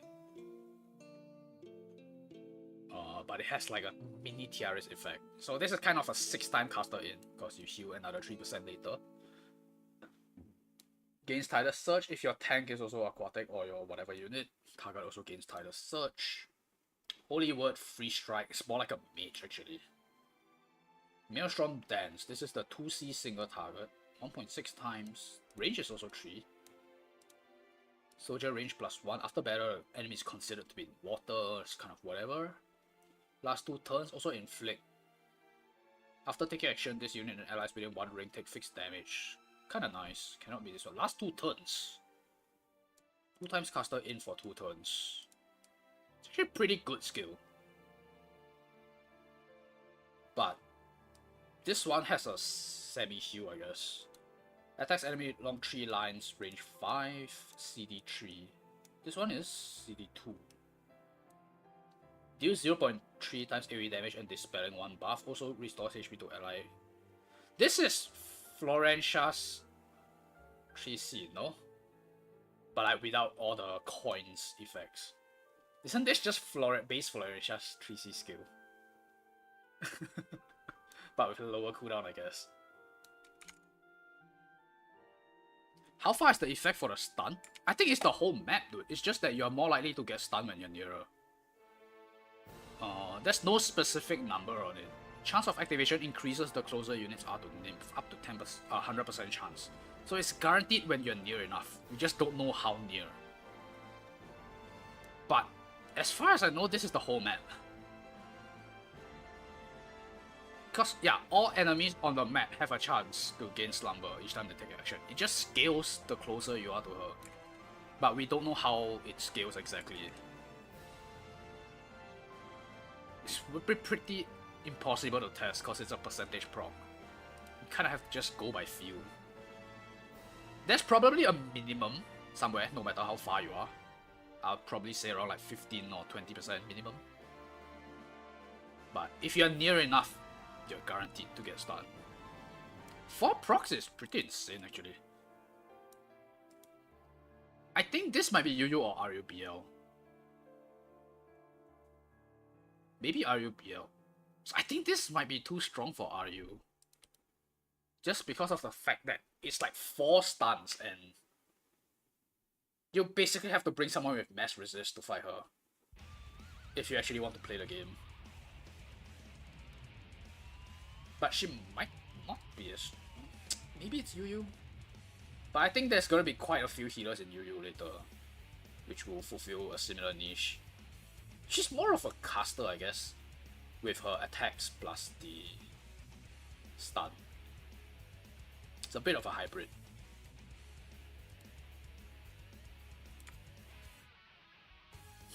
Global stun. Rate is low though. Tatalia, probably UUBL or UU. Might even be, actually, I think it might be OU actually. Because the only problem I have with Tatalia is that her base attack is low. But I think over time, base stats kinda get fixed with the casting.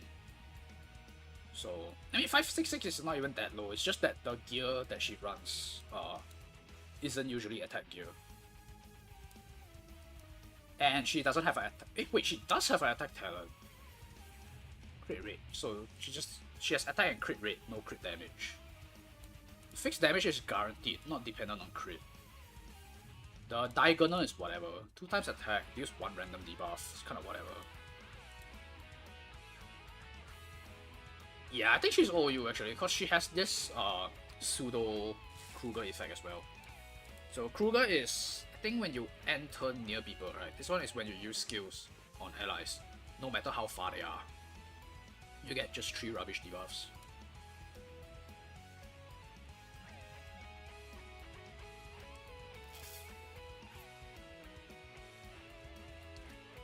Yeah, pretty solid overall. So her limitation is actually just troop choices. Like this unit will be OP if she got a magic troop, I think. What the fuck is Mist Spirit? That's the demon, right? But I don't see anyone bringing that. Maybe it's just not good enough. Both have nice faceless, firebrand, sniper, night elf. Yeah, most of it is just typical assassin and archer troops. I've never seen anyone bring this, but maybe it's just not as good as like faceless. Demon tags aren't that great. Like, you need to have a debuff on yourself, then it does a lot of damage. Can she kill any of the heroes in OU? I think she's a bit sensitive to tank aura, that's it. But otherwise, I think have you seen those like Bale replays? His build, which is basically with Bathory and Firebrand, it kills Z2, guaranteed, as long as you trigger the Bathory effect. I think Bathory needs to crit, if I remember correctly.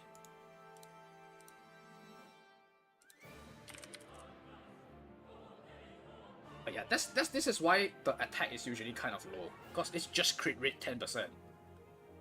And then you do this fixed damage. Is this even needed? I don't know, I haven't done the math on it, because how much fixed damage do you usually have? This is 2 times attack, Bathory's is point. 1, right? So 3 times attack plus Firebrand, which is 15%. I think it's needed. But that's specifically for Z2, which is a 50% HP revive. The problem with Tartaglia is usually getting the kill in the first place. I think against something like what's that called? Like Andrill, like even 30% HP like these guys. I don't even think you don't need Firebrands, so you can actually just bring something else. I think, cause this is basically sneak attack, right? And sneak attack usually kills 20% quite comfortably. So unless you can guarantee you can get terrain, I'd rather bring something like Faceless to boost your crit rate. I think this will help getting the first life. I'm not super certain if you can kill 30%, which is Ashen and, well, let's not talk about Ashen, but Godham. So, I mean, other than Z2 and Godham, it's 50%, 30% HP. The rest are not really revive units. It's mostly the issue is getting the kill in the first place. And if the unit doesn't have revive, then you can treat this as a way to help you finish off the kill, which is okay as well, I think. And I think the reason why this unit has a lot of good points, which is, first one is that she steals your multiplier.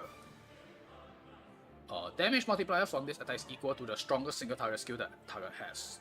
And if the target doesn't have one, then the lowest is 1.3. Which is kind of bad, but I think a lot of people will have something that's higher. So if you hit something like a Gintoki, it's gonna be 1.9. You hit Andro, it's 1.8. And if you hit like Yanni, it's 1.6, I think, if she brings the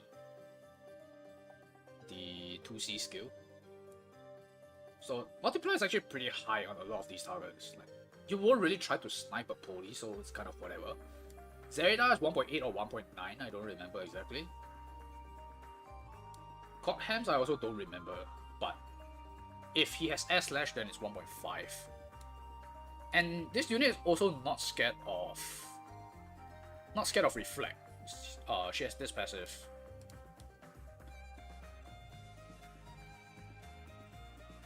The second part is whatever, but the first part is important. Cannot be killed when actively attacking, can only occur once per battle. So it's one time, but it allows you to snipe and run away. And this skill also heals after, so you attack, you die, you heal back up, and then with the exclusive, you get to hide. You get to run away and do it again. Unit HP is above 70%, which will usually be after you use this skill, because you're gonna heal. Oh, especially this, to kill an enemy. So if you do enough damage to kill, I'm pretty sure you will do enough damage to heal back above 70%, unless you have fixed damage effects on yourself. Yeah, I think definitely deserves to be an OU, I think. You don't even need to look at too much of the rest of her kit. Like, this is an egg again. May move 3 blocks and attack, which is kinda good. It's basically just a +3 movement. She doesn't have other mobility skills. Like, she's just a jumping skill, right? Oh, it's not hers. That's Tsubame's skill. So yeah, so usually you just bring this, you'll bring 3C, and what's her last 2C skill? Probably this one? 1.4 times damage, steals 1 buff. Or Calamity. It's the same fucking skill, man. You just change some numbers. This is 1.3 damage, steals 2 buffs. This one is 1.4 damage and then steals 1 buff. And the cooldown is shorter, so you'll probably just always bring this. It's just a second ignore guard skill. So you use this, you get a kill. If the enemy can't break your invisibility, you get to immediately go for another kill. So I think confidently put her in OU, I think. It's just, I think the reason we don't see too much of her in SEA is a lot of people cannot afford to pull her during her banner. Where's Tartaglia? Tartaglia is here. This is like the recovery period. And it's the preparation period for Lina, fuck, I can't highlight properly. This Lina, Godham, Andrew, Nemia, Ashen, Jace, Isolde. It's the fasting time for this series of banners, so most people just kind of give up, and a lot of people are poor after pulling Awakener and possibly Sagani. Especially if you pull Collab as well, you get two banners to rest, then you need to pull for Bond as well. So I think it's just a lot of people didn't pull her. Like, people will play her more if they actually got to play her. Got to pull her, I mean. Iris? I don't know. I think probably RU. I have a brief idea of what she does, but I don't think she does any of them particularly well. Iris? No. Elise? Elise.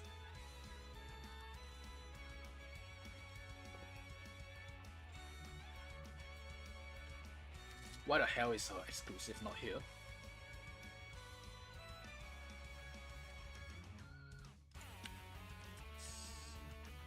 Is that not how it's spelled? Here. 8% if there's a Guardian Key within 3 blocks, damage there is increased by 20%. It's pretty substantial, but it's a weapon. Wait, no, it's accessory. Damage increased by 20% when attacking and entering a battle if the enemy is on the Guardian Key. You'll be stunned before the battle. I don't remember if you can plant this directly on units.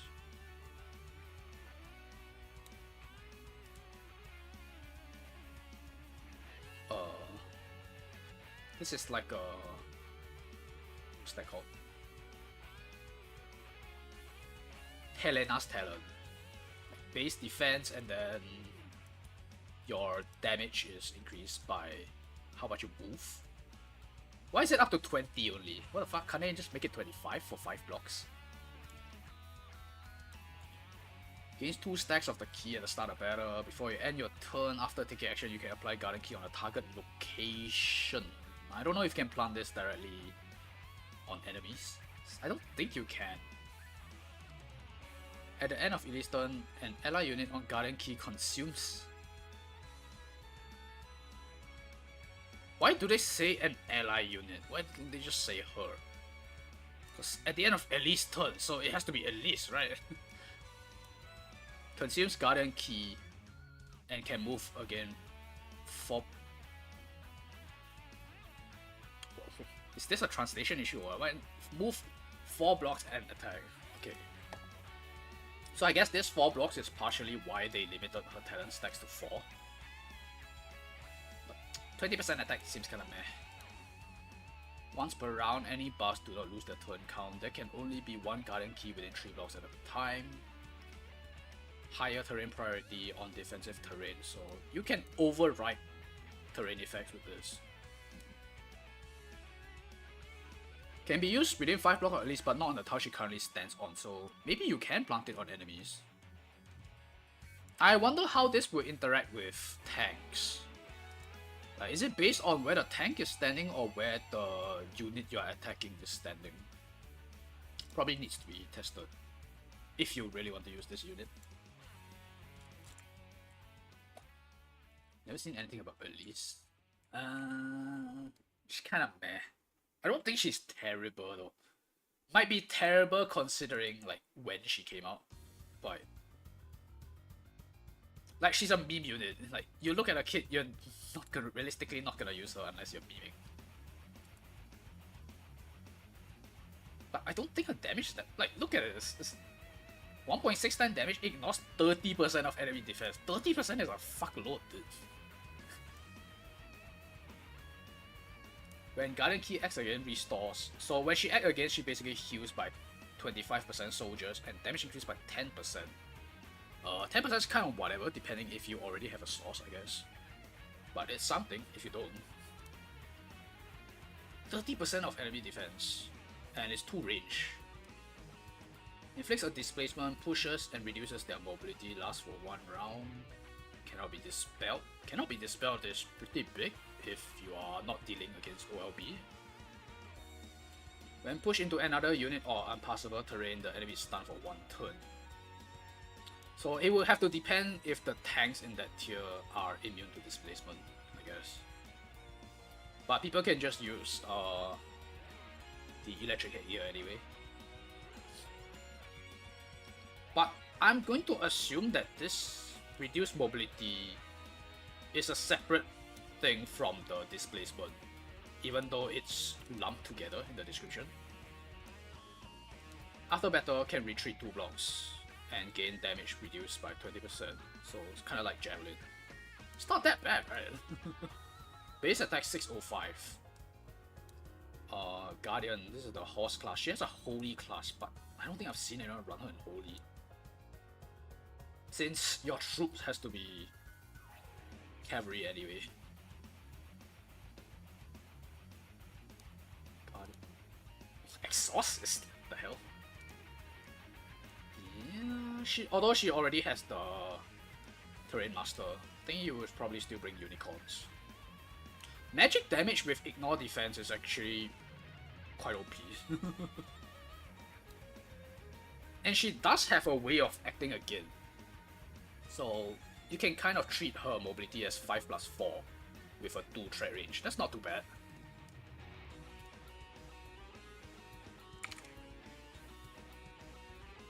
Actually, laggy or yours keeps pausing? I don't know actually. Because I'm not in-game, so I can't see the stuttering. It looks fine, I think, based on my OBS. Excellent.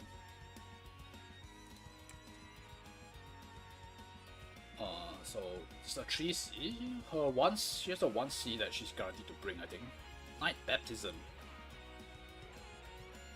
Steals 2 buff from enemy within 1 ring. If there's a key in the skill range, remove the terrain effect and trigger the talent end of action effect. So this basically allows her to act again without standing right on top of the key. So she just has to be near a key and she can act again. It's kinda nice, I guess. Steal buff, kinda whatever. Unless you're in a tank push to tank push. For her 2 cost skill, this one is AoE. Can she AoE after can she attack after AoE? She can, right? Oh, but if you're not using the 1 cost skill, you need to be directly on your key, which is not easy to trigger. But assuming the enemy lets you do what you want, you can technically AoE, apply this debuff, as well as 0.36, which is not a joke. And then you get to attack right after that. That's gonna kill any tank that, like, even if you're bringing Phalanx, you might just die. Because, ignore defense. As well as the magic damage from unicorns.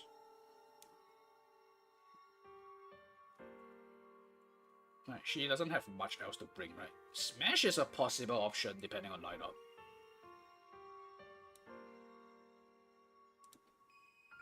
I think RU. And I'm even tempted to bump her to UU. I guess her buff is pretty difficult, right?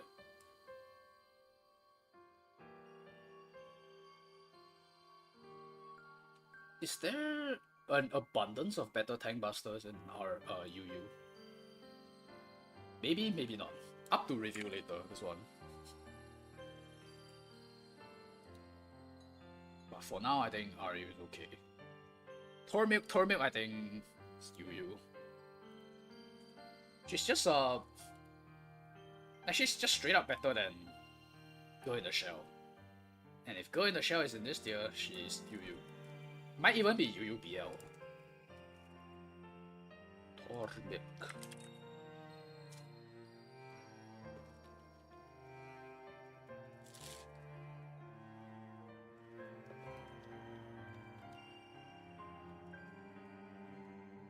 Int 20%. So it's not damage, so it hurts her troops a little bit. But she can do fixed damage before battle. She can also heal, even though it's not a lot. Rational Perceptual. After actively attacking, will convert into Perceptual. And then, if you don't attack, you will convert Perceptual into Rational. So usually you will have more Rational stacks, I think, in a normal game. you will probably end turn a lot more than attacking. So it's actually not hard to trigger this fixed damage. And considering that she has an in talent, this thing should hurt quite a bit. No exclusive yet.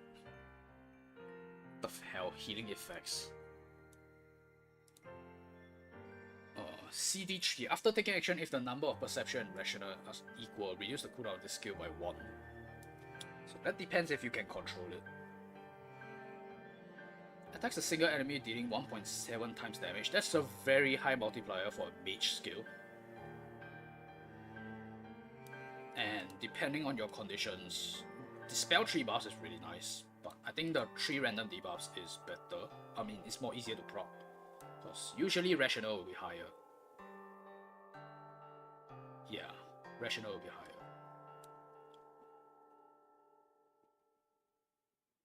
After using this skill, all perception will become rational and all rational become perceptual. Like, it sounds complicated, but I don't think it's that complicated actually. Because there's only 4 stacks, so you just need to control it a little bit. I think this is actually a very good skill.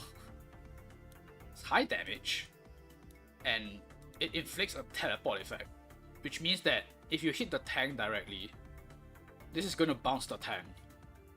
Teleports the enemy within 3 blocks of the car. Is that what it does? Isn't it 3 blocks based on the enemy's position?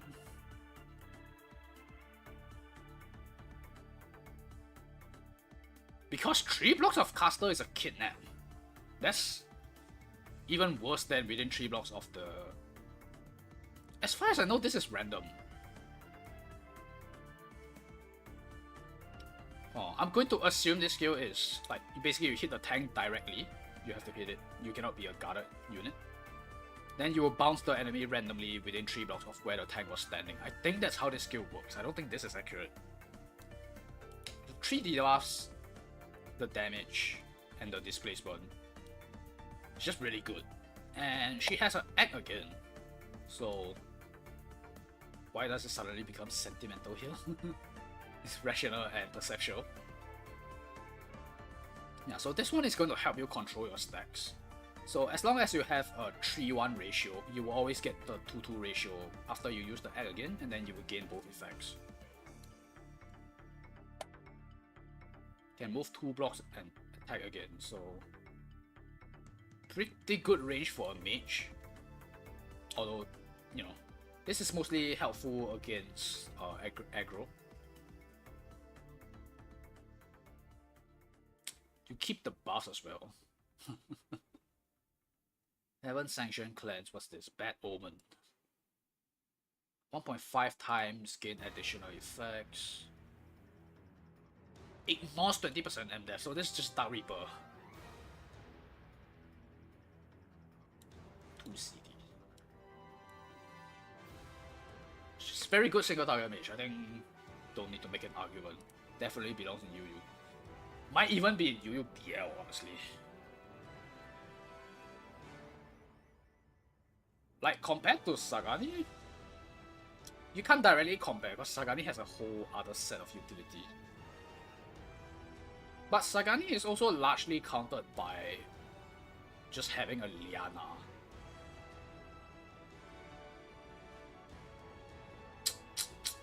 Should I make a new tier? I think she belongs here actually. Her factions are just dog water. That's about it.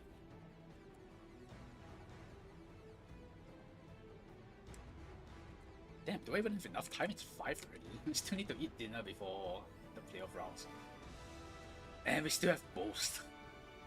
We're not even done with the new units yet, holy shit. I am opening a tier for a dragon, I think.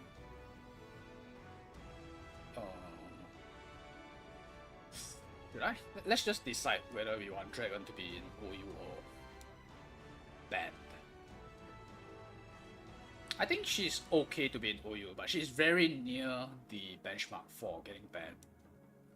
Just because I think that her setup is very slow, and if you don't exactly know what you're doing with Iso, like if you are just autopilot clicking, without thinking too much. You can screw yourself over, like she won't be ready to fight before the time that she has to fight. So she does require a little bit of execution. And I think that just helps to be more balanced a little bit. Roland. Roland's pretty shit, I think.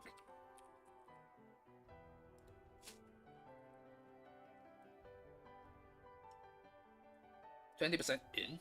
After using skills and after taking action, restores 20% HP to your soldiers. That's very random. Only soldiers, not himself. At the start of battle, gain a buff depending on unit type. This unit is holy, gains concentration. 10% of in added to defense. That's completely useless, I think. Actively attacking and entering battle dispels 2 bars from enemy.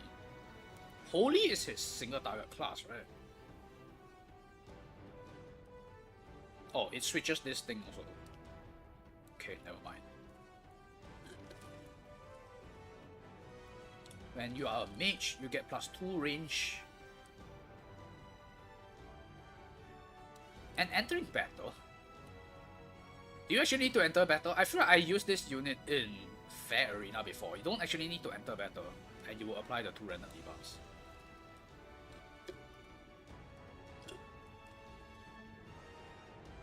But I'm not super certain. This one does 1 random debuff.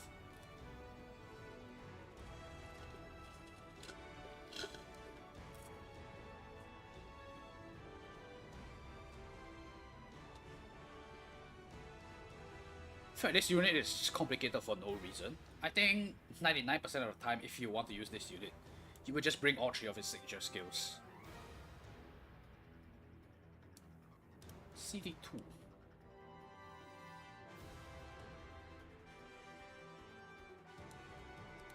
Gives attack buff to himself, move 2 block and attack again. This is the holy version. 1.5 times damage, deals fixed damage 1 times of in. Melee soldiers will also attack, but it's only range 2. His single target form is very bad.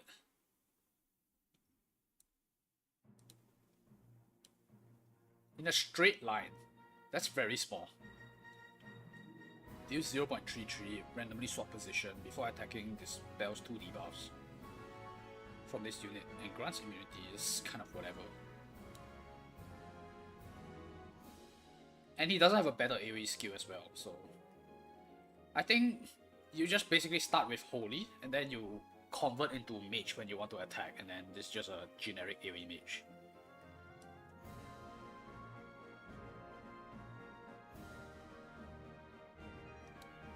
Enemy has 2 or more debuffs. Attack first, skill kills the enemy, gains when actively attacking, deals fixed damage.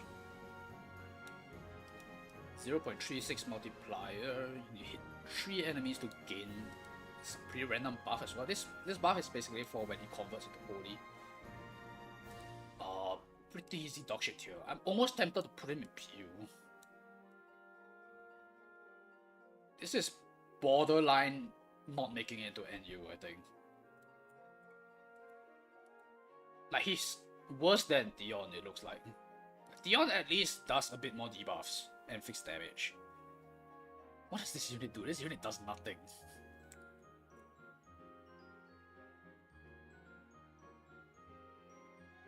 It's so in Ubers, very strong, can end up being an instant win condition. I don't know, I feel like my perception lies in the fact that I play aggressively. And sometimes against aggressive opponent, it's just like at best a trade unit. She's very good at it, but even as a trade unit, but I don't think she's like game-breakingly good. Unless you're playing against like a stall that cannot initiate, that's it. Roland is very gimmicky. I don't think he's just gimmicky, he's just bad, I think. I don't think he's gimmicky. Like, to summarize it, it's very simple, I think. His Holy is his single target form, his Mage is his AoE form. His Holy is really bad because his maximum range is 2. And his movement is 3. So 3 plus 2 plus 2, 7 range attack. And it doesn't seem like he's even good at it because it's a int talent, not damage increase. This thing's kind of useless. Defense is like whatever. His troops are duelist. Guardian infantry. Sorcerers is okay, I guess. Zealots is weak if you're taking any chip. Dead Gunners, whatever. Crystal Warlocks, just pure AoE. Like, he doesn't ignore defense. 1 times in is kind of low. 1.5 is kind of whatever. For a cooldown 3 skill. It's just kind of shit.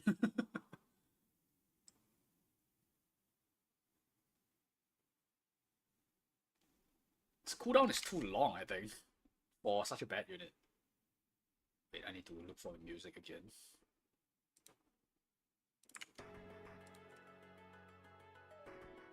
Why is this unit outclassed by Rachel? I don't know. I don't know why they made him so bad. At least he has 5 range AoE, I guess. That's about it. CD3. Why is this skill? Why does his 3C skill have the same cooldown as his 2C skill?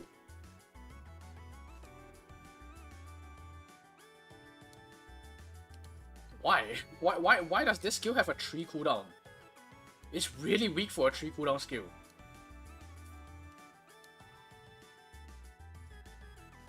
Like, it's barely better than Holy Missile, which is quite a statement. Same cooldown, same range, same damage, but this one has displacement. And it dispels yourself, that's it. This skill's really bad, and he has no good 2C skill, AoE skills. You can bring Discipline, but then that means you only have 1 AoE. It's good luck. I really want to throw him in PU. I think he's bad enough, I think.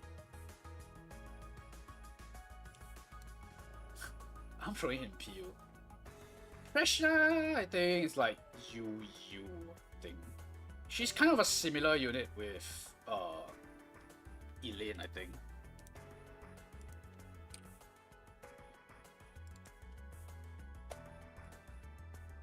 She's a tank buster, that's it. But she's actually pretty solid at it. This unit is a bit more complicated than Roland though. This wording is not consistent with SEA. But basically every turn, you get to click one of these skills. And one of them will... Basically, it's like ending turn twice. Your debuffs will decrease faster, your buffs will decrease faster, your cooldowns will decrease faster. By 1. So it's like ending turn twice. And then the other one is the reverse. You basically pretend that you don't end your turn. So your debuff buffs cooldown will not be reduced. And then after taking action, if danger zone, you will trigger this revive thing. It lasts 1 turn, and the revive is up to 50%, so it's quite hard to kill. Can only be triggered again after 3 turns, so you're gonna make it count. I guess this is like when you are preparing to attack. Then you trigger this thing. It's pretty tanky in either class, I think. HP is solid, defense is solid. Attack is pretty high. And she has a defense talent. So yeah. Not that easy to snipe if you build properly. Time Trend is which one? Time Trend is the end turn twice one. You gain increased damage. So 15%, that's pretty solid for like being able to grant yourself that buff. It's 1.8 times damage. Dispel fight, Sword Soul. Sword Soul, and then it increases the cooldown of... This is enemy cooldowns increased by 1. Melee soldiers will also attack, so it's a range 2 skill. And if the enemy is not killed, you cast Time Lapse. Revert to state. This is basically the same as Matthew's one, I think. So you will get the cooldown of this skill back also. So like if you kill the tank's first life, it's not considered a kill. And you get to use this skill again the next turn. So I guess you cast the Time Trend, depending on the danger zone. If the danger zone is manageable, You cast this, you get the damage buff, and I think she can grant herself a mobility buff also with this thing. Mobility plus 2. So, if I remember correctly, does this stack with wings? I'm actually not sure. I think it stacks if I remember correctly. If it stacks with wing, it's actually pretty OP, because the first turn you use the time trend sounds really weird. You get this, you go into attack, you jump back, maybe you're in danger zone, then you trigger your revive, and then you go next turn again, and the tank dies.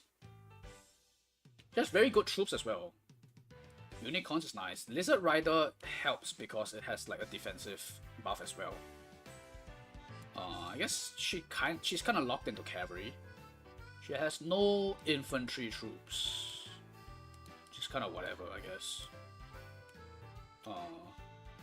Everything else is kind of shit. It kind of has to bring cavalry, I think. But I mean, it's a sword soul and you get to use it twice. So I think she's definitely strong enough for Yu Tank Buster. Just this as well. You can grant an ally, and then basically the ally has a -3 cooldown for free on one of his skills. On damage skills only, unfortunately. Then she gives herself the breeze. I remember using this in Golden Voyage. I think it stacks with breeze. So this is a pretty good support skill as well, all things considered. And then she has a second attack. Probably this one or frontal assault, depending on what you're fighting. This thing being a 2-range skill is pretty nice as well, because again she's not scared of Holy Arc. So she's kind of similar with Elaine. I think they usually bring cavalry troops that are tank buster. I think Elaine can do it in one turn if the matchup is correct, but I think Pressure is more consistent, just that she has to do it over 2 turns. So I think Yu is kind of nice. Rockman. Rockman is NU or PU? I'm thinking PU. I don't even know his name. I have to filter by this. Where is he?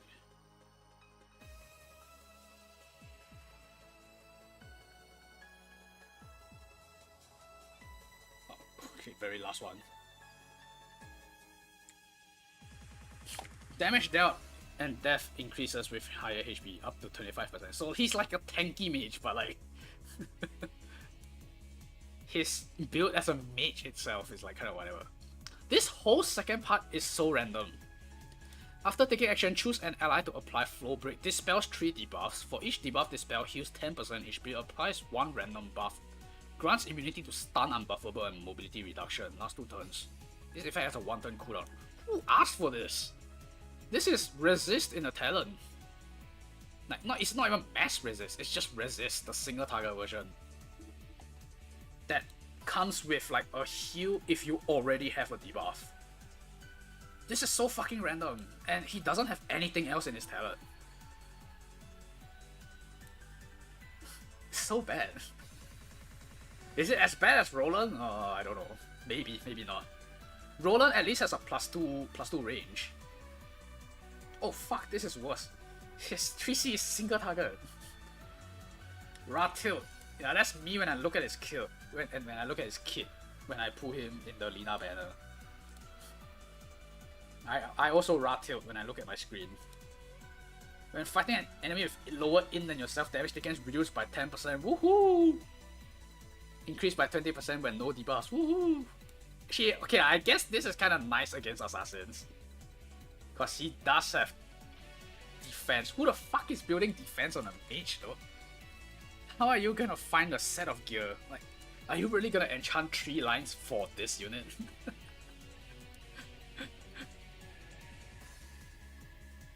1.7 times damage, extra effective against demons, very random as well. Melee soldiers will also attack, range 3. If no debuffs, before battle, dispel 5 buffs from the enemy and restore 100% HP, so it's a pseudo sword soul. Yes, that's not too hard to trigger. If unit in is more than 3 times that of the enemy, deals damage directly to the enemy hero. Does tank have 3 times? Probably, right? Something like Hilda or Landis, they will have pretty low int. Does this work if you attack a guarded unit? Should work, right? So he has that going for him. Problem is he has no range at all. Yeah, shit unit. They don't even bother to upload his skill icons. Okay, he has an egg again actually. May move 2 blocks and attack. Gains attack and in.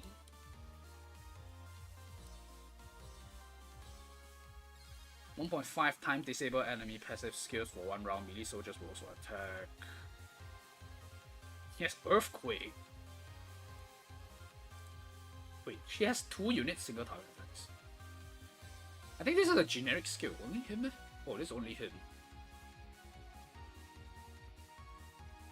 Why does he have 4 unique skills? The hell? And they're both his 2 cores are single targets. Cooldown will be reduced 2 if he has no cooldowns. Kinda cool. Okay, maybe he's not PU. I think he's NU. It's a bit better than that, I think. Just because of the fact that if he gets to touch the tank, and if the enemy tank is not an in-base tank, it's basically a one-shot kill, I think. Just attack directly, this is Omega. It's pretty good troops, all things considered. Sensi and Werewolves, and that's kind of all he needs. Like, paired with the damage reduction and the defense, can actually be pretty bulky. The problem is actually getting in range to hit people and fulfilling the no debuffs. Because if there's any kind of like negative command, which I don't know if there will be here, then he doesn't get to play. Half of his kit is based on him not having a debuff. Compared to how bad he is, they gave him 4 unique skills. His skills are not even that good though, this is whatever. It's 1 cooldown if you have no debuffs, congrats. Like, this is whatever, like, it helps to fulfill the... like, this condition, but it's not even on the same skill.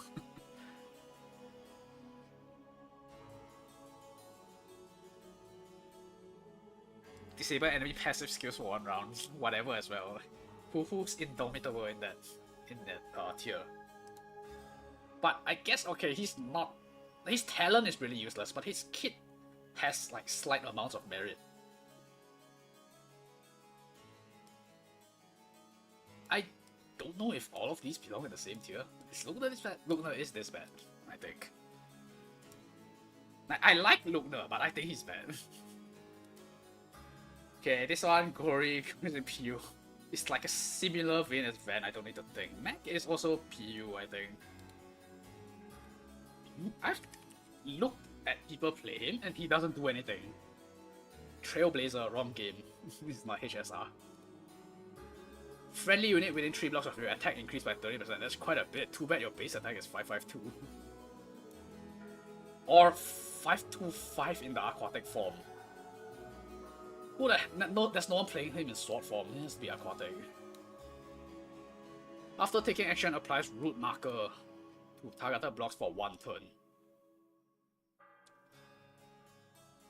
Recovers 15% HP, and when non-flying ally passes through the terrain within 2 blocks, gain a chance to mitigate 1 block of mobility reduction.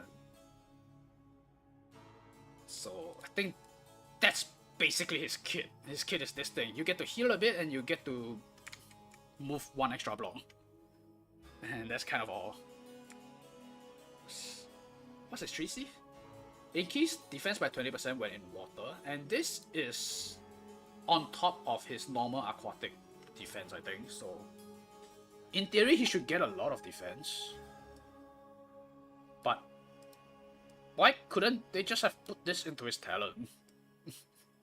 It's not gonna make him too strong. Why does it have to be a passive?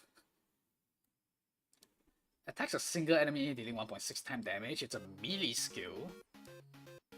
Steals 2 buffs and after battle teleports to any block within 2 blocks of a friendly root marker. If this skill kills the enemy, which it will not, its cooldown is reduced by 2 turns.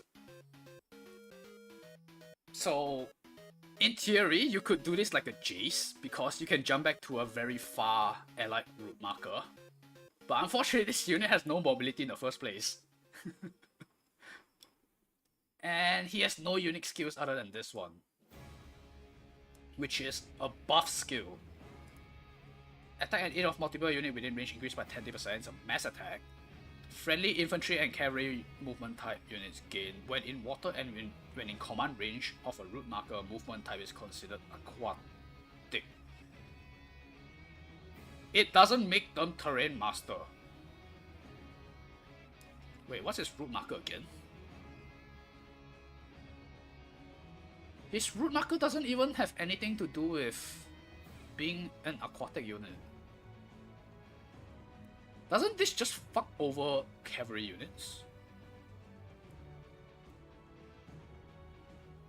It doesn't give them tidal surge. It just...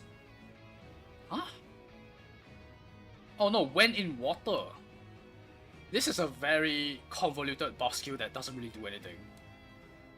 So you have to both be on water and near the root marker to benefit from this thing. So it basically allows you to gain infantry movement through water, I guess. Does this work like a command? Like, can you... Like, does it automatically update as you're moving? Or is it based on your starting position? I hope it updates dynamically. But it's still a pretty shit skill. It's like a mass attack with like certain extra effects. But it does last 4 rounds, I guess. So this unit is good for mass attack and a mini Wind God Realm. That's it. It's completely useless otherwise. Command. Okay, you get an extra buff with this, congrats. But if you bring this across the sea, you can't even bring Tidal Surge, and he has no way to grant himself water.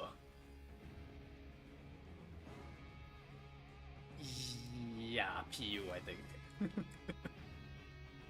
I can equip wings. Wings for what? Wings for what? What's he gonna kill? Base 525 attack with a 1.6 multiplier. No ignore defense. You know, it steals 2 buffs, I guess.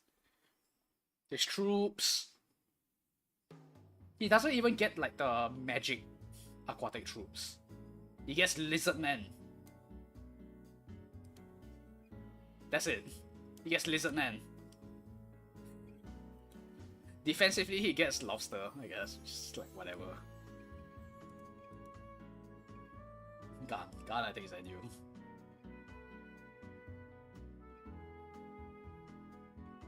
I mean, I've seen people say slightly good things about him. Like, he can work. But... is he not called... okay, Trisha is not on this update.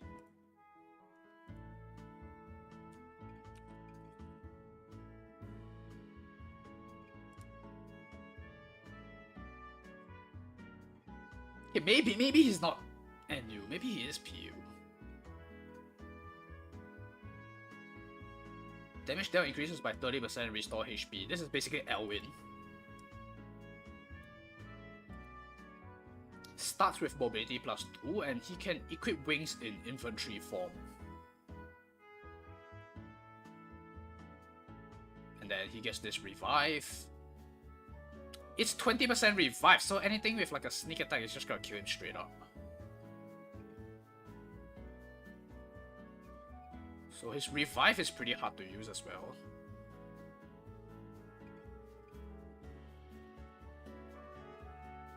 And then if he heals enough, he will restore his revive and become useless again. Not gonna consider the exclusive. His exclusive is pretty good, I think.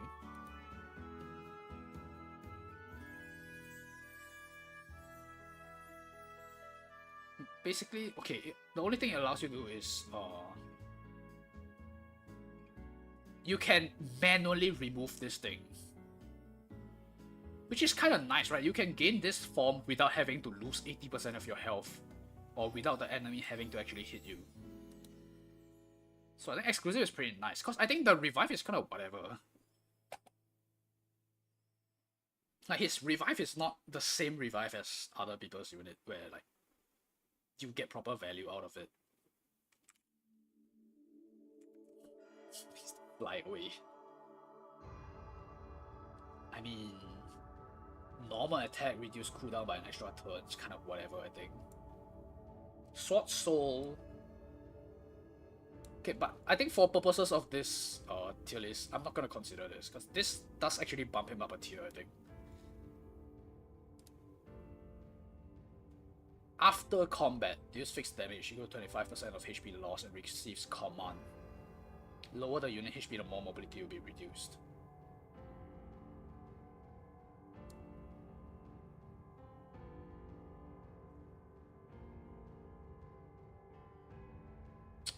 So hard to use. It's within one square, not within one block. If it's within one block, I think it can be reasonable to trigger. One square is really rough to trigger the stun. Basically, it won't trigger against a tank. Range is 4 for him to jump.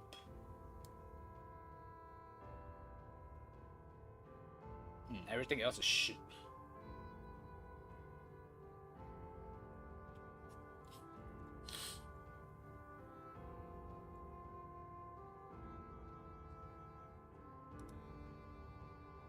RU is surprisingly unpopulated. UUBR is very populated. So maybe we will bump some units down to RU. I think NU is about right for him. Where's his base stats? Base 581 in infantry. Can run Stinger, I guess. But then if you run Stinger, you have to crit. And his base skill is whatever, 179.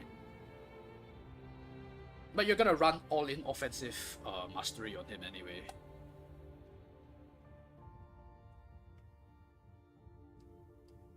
What are his troops? He has werewolf. Other than that, cavalry is kind of nice as well.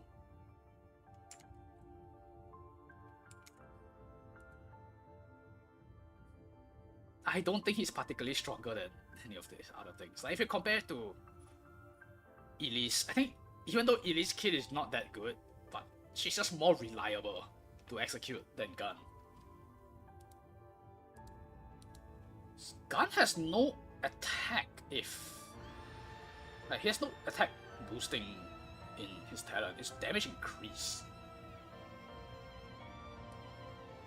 And if you run Stinger, his attack is gonna be very low.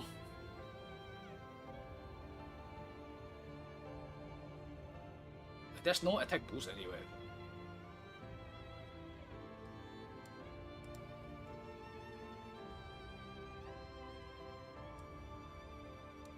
Yeah. It's NU for me. That's most of the new units. Let's get the shitter. Is it fair to put this in the same tier as these guys? Should we make another shitter tier? ZU, not fully evolved.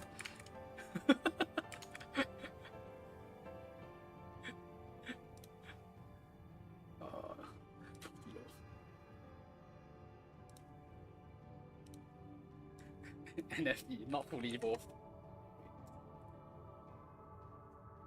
What the hell happened? Okay. I think it's not fair to put these guys in the same tier as an R unit. But this is just a symbolic tier anyway. Runs you. Eins. I think Eins is PU.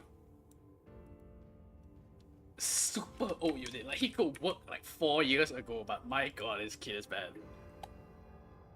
Int is increased up to 15% only, and it's based on his unit HP. Gains 2 random buff, congrats. Last 1 turn.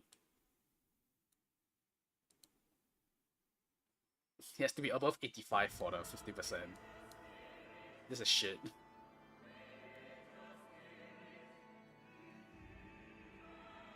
Yes, black hole, I guess, but no bonus. I mean, this is just a old model.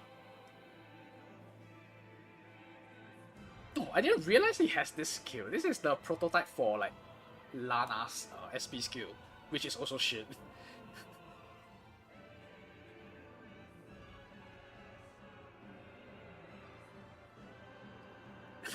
I like how they call it advanced teleport, but he can only teleport himself. It's so advanced that it only works on himself. Ice Oko Ares, yeah, good times. If you can somehow attack before the Ares comes in. Skyfall, so Heaven Sanction basically. And yeah, effective against Flyer. Up to 25% damage, which Flyers usually are per 5% mobility. Black Hole is kinda cool, I guess. You can fly, right? Yeah. So we have Oboro at home, except that it doesn't really help you. Like, it's not really a win condition.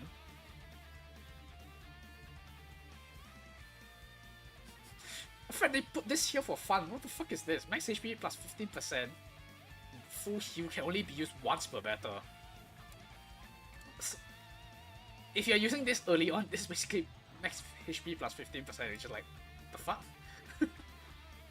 Movement plus 1. Okay, so it goes from 3 to 4 and it lets you fly. I feel like if Ainz was released like near to current meta, his kit would look a lot more different. This was just a like, he's not even that recent, right? Is this based on release order? I think it is, right? When was he released? Where is Sheltier and Albedo? He's released around here. It's not even that new, like, just right before Rosen. I mean, not even that old. Like, it's not like Leonhard kind of old. It's pretty shit even for his time, I think. He's just a meme unit for killing Ares. And then the AoE is 0.3 times AoE. And it converts 2 random buffs into debuffs. Wow! It's so bad, dude. It's so bad. He's so fucking bad. You, yep, correct. Akaya... I don't know. UUBL? Or OU? I feel like UUBL just because Poli and this guy exists. And I mentioned in the like preview that I'm not going to rate Akaya higher specifically because Lina and Gintoki exist. So I think UUBL sounds about right. Actually, maybe even UU is okay. I don't think he's OP. It's just a rush unit, right? He has a boost, has an act again. The boost only lasts 2 turns, so it doesn't synergize with certain units. I think UU sounds about right. Yeah. I don't think she'll be OP when combined with the rest of these guys. So. She's strong, but not OP. Albedo. RU or NU? NU, I think. She's weak to too many things. Not limited to, but including Fireball.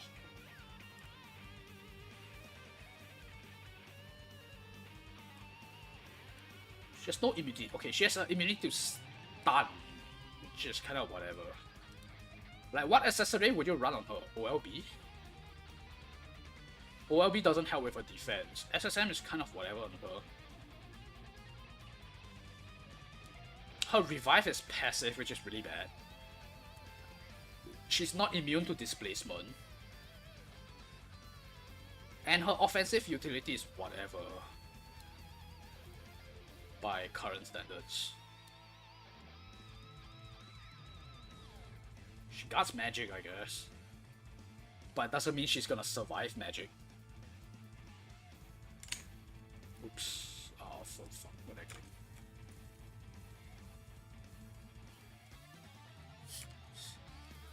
I think NU sounds about right. Sounds about similar as Sonya. Like, they have a lot of weaknesses. They are both infantry. Does her talent work against magic? Minus 30% crit chance when forced into battle. I guess this works against magic as well, so it can help her survive a bit.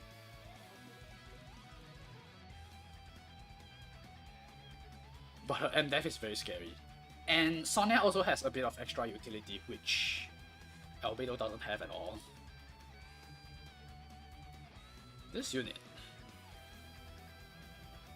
Big UU. Okay, I think I'm gonna move some of these guys down.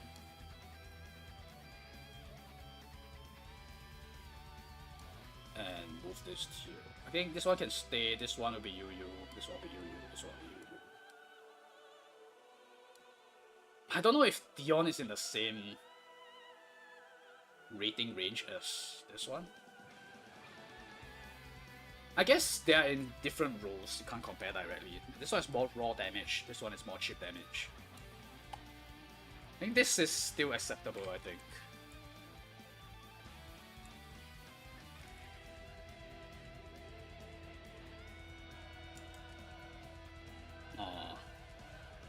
I don't know if there are people that are not familiar with Alicia. Very high mobility, but you subjective to there being units in the middle of the map. 3C is pretty strong, 1.6 times, dispels 5. Restores your HP to full as long as you're not heal blocked. Inflicts defense minus 30% if they're not immune to it. And then this unit can kill revives because of this. So, solid unit, I guess, just overall. Doesn't do too much otherwise. Accelerated 8 is a pretty valuable one-cost skill. Grenade sounds very good on paper, pretty hard to make use of it. But you can make plays with this. This is her act against skill, heals 50%. So she's, compared to most other like assassin or archer classes, she's relatively okay into like AoE rush. Like she's not too scared of taking damage because she has 2 forms of healing and this heals her up to full before attacking. So I think it's just a very strong single target attack, just not as strong as current units. UU sounds about right. Does this unit do anything? It's probably NFE tier. SP Almeida is NU, I think. Like, other than the immunity, does she even do anything?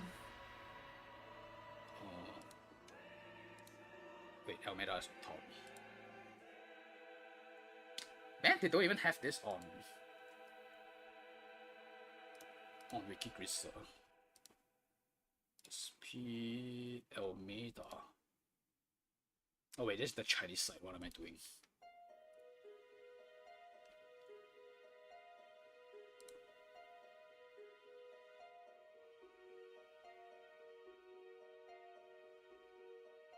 So this basically adds the dispel to her talent. Because normally it's just debuff and heal. So now she dispels as well in the talent, which is whatever. This is kinda bad. She's not dealing damage, she's gonna run the healing stuff.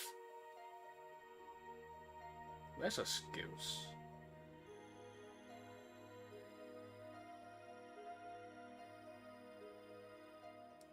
She's a budget Elma.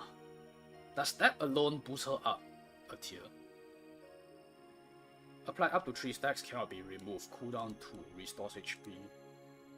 What does this do? 3 skills. This one is target self. When actively used, healing effects in this round will be increased by 50% at the end of action. The talent will trigger 1 additional time. So she just heals a bit more from her talent with this. And dispels more as well. And debuffs more, I guess, everything. Grants 1 ally when actively attacking and entering combat. Applies 2 debuffs to the enemy before battle, lasts 2 rounds. Sounds like shit. Directly deals 0.2 times AoE damage to one enemy on the battlefield and applies one random strong debuff. Range 3 tiles. Sounds like shit as well. So this unit is completely based around on this this immunity.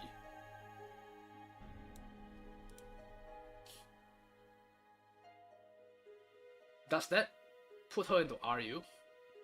Is immunity strong enough? I guess it is, right? Just purely off of the reflect. This has no duration. It's similar to Rosen. Like, it's not gonna run out.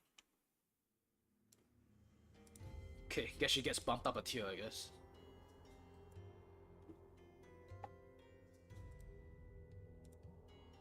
Alpha. Alpha is probably NU as well.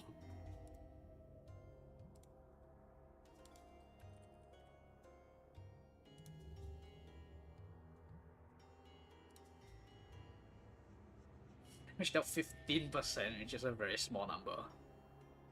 When battling an enemy with a class advantage effect if active. Is this what it actually means? That's not what it says in the SEA version.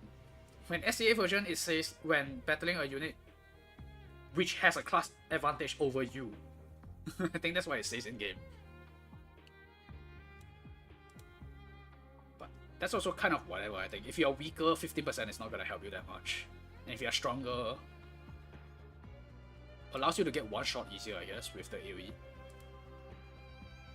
This one is kind of cool if you roll the correct effect. And they flip-flop to the other one each turn. Move +1 can be cool with wings, I guess. And this unit has the shield effect. Reflects 60% of the damage taken. That's actually pretty cool. Extra 15% damage when you are in your post-revive form. I mean, I think people underestimate this unit a bit. I think, well, considering that she has a 100% HP revive, I would treat her more as a DPS than a tank, I think.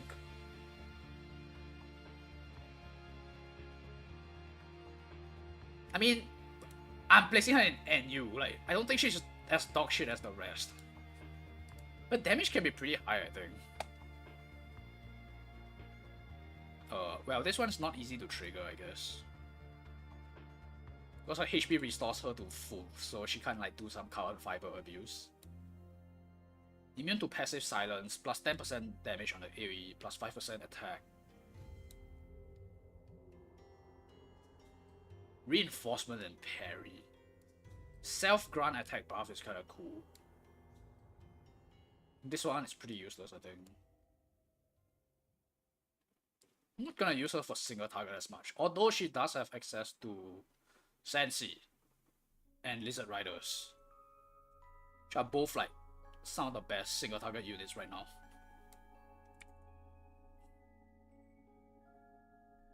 Paired well in AoE comms. If only her talent was a bit stronger. Because she has some things that make her pretty solid as a tank, but I just don't think you want to tank with her. I think she's too easy to kill as a tank. As long as you don't trigger this thing. Basically, as long as you can read.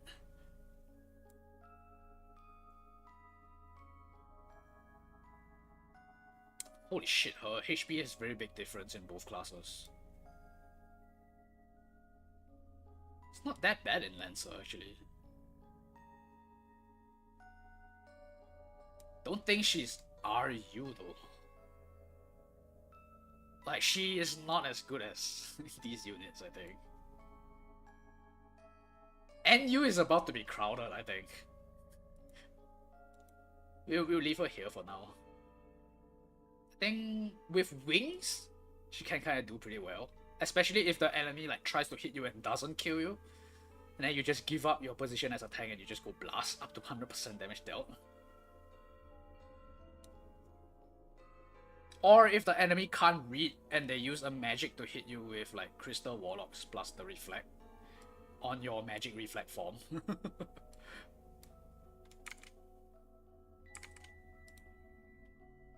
SP Eltermuller.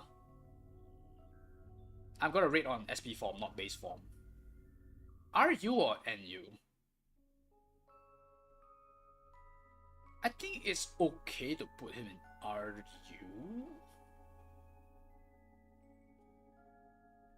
Does he have other good forms of faction buffs?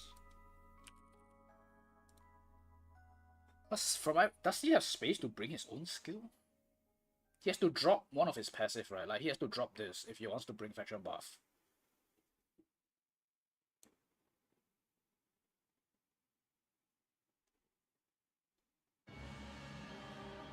I think RU is okay for him, just purely based on the fact that he has a pretty big displacement AoE. And if nothing else, I think he can be fairly consistent at taking 1 life off the tank. As long as like you don't let him draft Tiaris or something. 2 hits will probably kill the tank at least once. And if you're not good at positioning, he's gonna kill 2 of your DPS if you allow him to displace properly. Yeah, and it's pretty tough to kill on the physical side as well. I think RU is pretty fair. I don't think he's RUBL. He's not impossible to deal with. Mobility is pretty lackluster unless he procs Breeze. And usually the most he's gonna do is kill your tank 1 life. Maybe I mean, depending on what tank he's going up against, maybe he can one-shot 1 life, but I think that's pretty hard with his stats and multipliers. Does he have a casting already? Looks like no. This guy is NFE. Alastra is probably NU. Like, she still has enough damage to be an NU, I think. And she has the terrain, the terrain effect, so-called. What am I typing for Alastra? Like, her casting is 5% attack, 5% crit rate. Double if using Archer Soldier, so 10% attack and crit rate. It's pretty solid. It's not like she needs much else, right? Her only problem is she can't kill revives, and her mobility is reliant on the map. And she's squishy, I guess.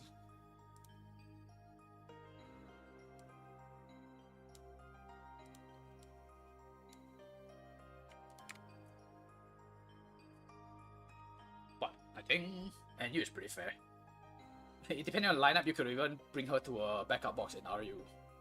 But because she's a bit reliant on support, NU is fine. I think if she gets to touch a lot of these units, she's gonna one-shot them. So her damage is just her sustain and her squishiness to like certain AoE attacks. But otherwise, I think she's still really solid. Very solid as I put her into NU. This one is PU. Like, I'm tempted to put her in NU just because she can buff time units. Angelica. She does have certain very funky support effects. 50% chance the buff will last 1 turn on top of like the random effects you can get on this thing. 50% chance to cause a side effect. Can only apply 1 at a time. Damage dealt plus 10%. But you can't choose though, that's the problem. If you could choose this thing, she could pretty safely be in NU, I think. Use the friendly summon unit with the lowest remaining HP. No, just run Tenio. Still officially has 50% HP to soldiers, whatever. She has Massio, I guess. It's a full heal. What's the cooldown? 2 turns cooldown. 2 turns cooldown on a full heal is not that bad, I guess. Does she have enough slots to bring? It's 3C faction buff. And then this heal, this reconfiguration.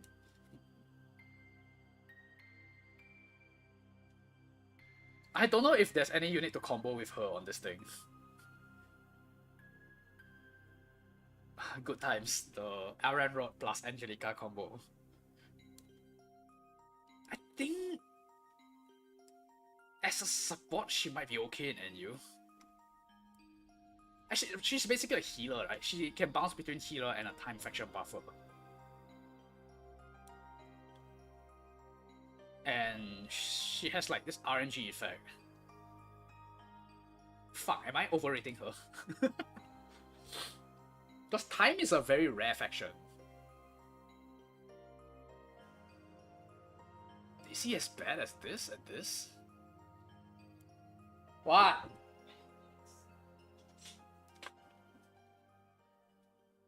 Yeah, probably not.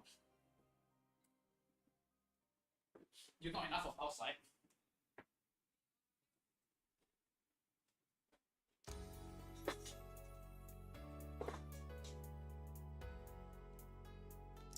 Yeah, I'm back. Ugh, it's kind of tough. Like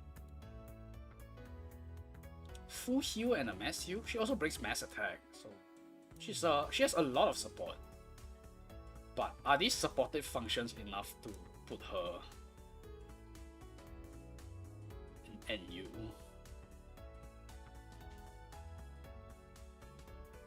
She also has self-heal. Restore 50% HP to soldiers.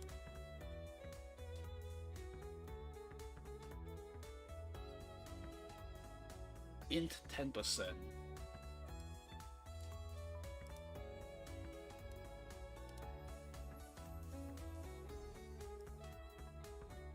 Wait, she doesn't even need to bring mass heal, so she can do both as a healer and a buffer. Maybe biased, but I think NU is okay for her. Angelina, I think it's RU. She's just a really good support, I think.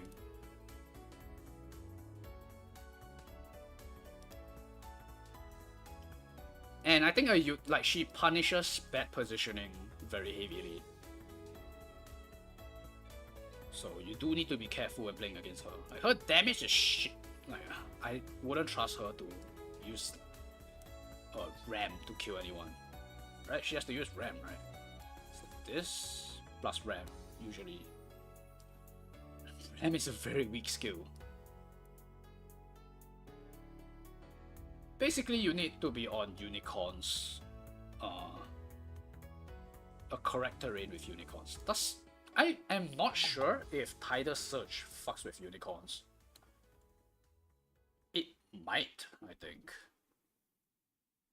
What the fuck? Why did they give her Windbloom Chanter? What? This is the cooldown reduction holy truth. why does she have this truth? It doesn't fit her at all. But this unit is like RU or RUBL, I think. She's very straightforward unit, just not too certain of where to put her yet. Exclusive is kind of whatever, you don't really care about her buffs that much. King's Crown is probably better.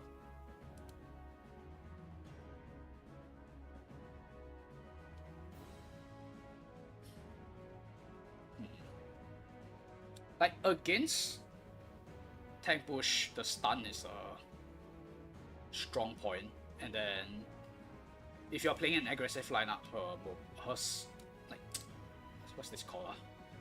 Alternate can catch people off guard as well. Like she just makes you use a lot of time on your thinking, on your positioning. I think that alone can grant her RU position. I think it's very good support. And she can cycle very fast as well. Like she doesn't need to hard commit. Not fully evolved.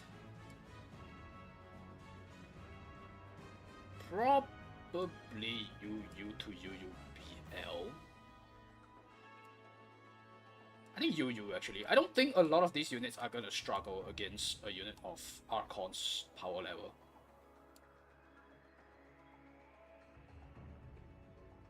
Kill revives. This guy doesn't really care. Dispels water. This guy kills revives. JNC can cuck your mobility, and your he can cut your movement as well by blocking the path.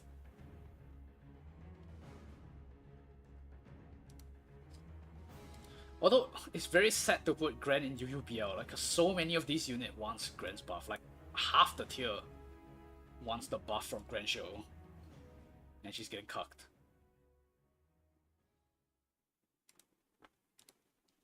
Aries. RU, I guess. Iron Rod is also... It's RU to NUBL, I think. I think a lot of these heroes are kind of in a weird place because we haven't seen these units in competitive play for a long time. Like, we cannot compare her damage, like her old damage numbers to current damage numbers because there's a lot of extra stats from Covenant and casting. I think RU sounds about right. It's a bit harder to trigger, but she can absolutely still blow up the people in even UU if you let her AoE twice. Ashram. Ashram might be PU, I think.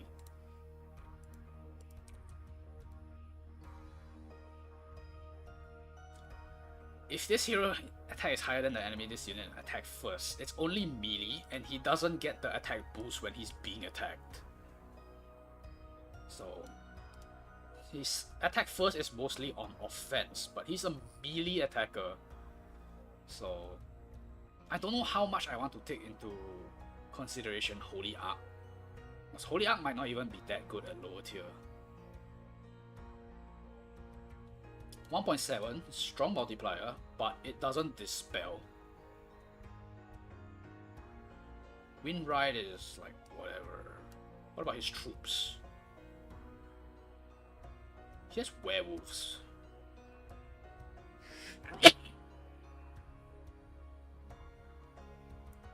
Probably still gonna be running dragon class, flyer class.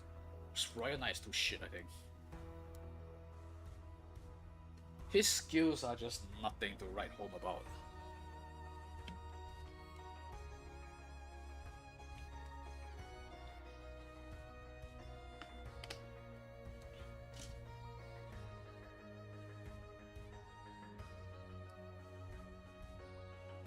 Comes with a revive, I guess. But has no act against skill. And the only way he can disable attack is smash.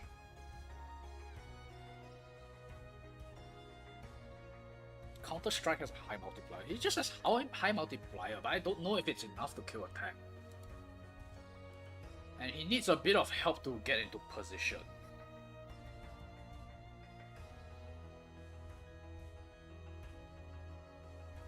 Might be PU, I think.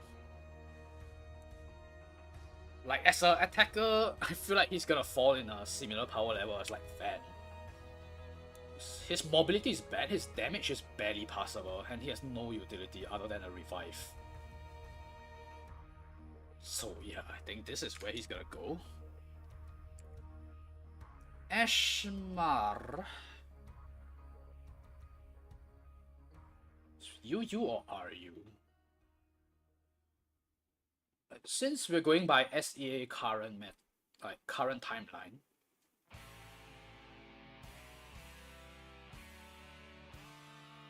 is she as strong as these people?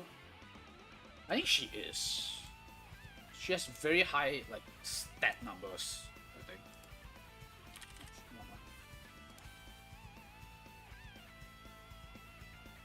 So 15% command, which is similar to Andrew's, because it's like you give it to one person. I didn't even know this was here. Immunity to stun.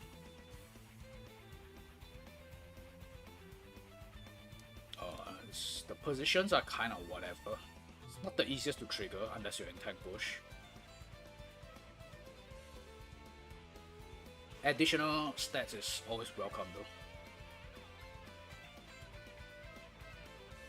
Yeah, but mostly it's a casting, I think. Which is not in this update. Oh my god. Ashmar.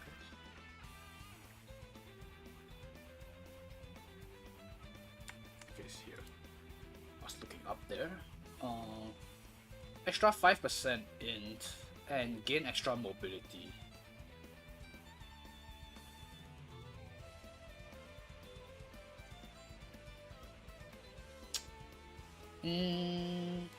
the issue with this thing is it doesn't contribute directly to her damage output. This is like as a pure support. Although I will say this works with the retreat function as well, which is the L-shaped thing.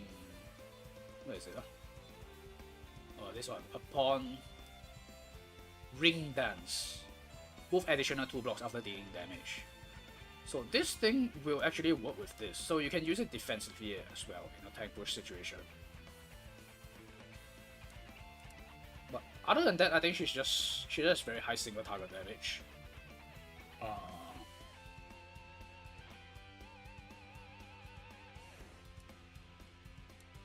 Okay, fixed damage is only on a 3C, I guess.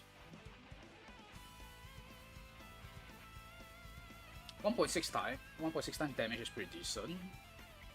She gets to free cast her 3C a few times if you can fulfill the dance.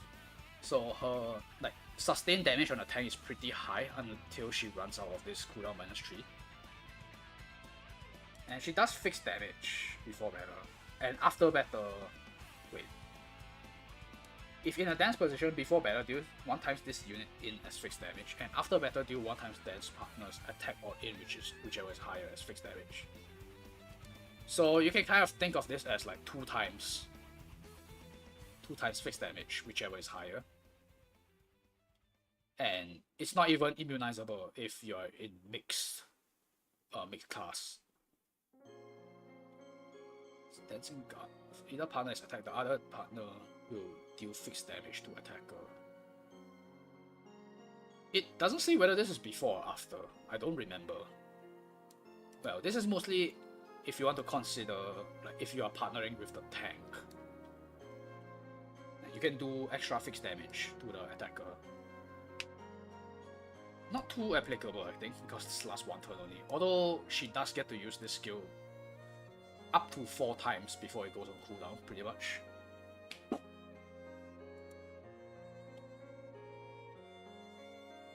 I think she's a solid support, right? The 20% or 15% stat is actually pretty solid, and she can burst down tanks pretty well. Like she has more supportive function than Girl in the Shell, I think. She's 1 step above. This guy, Autocrato. RUBL probably.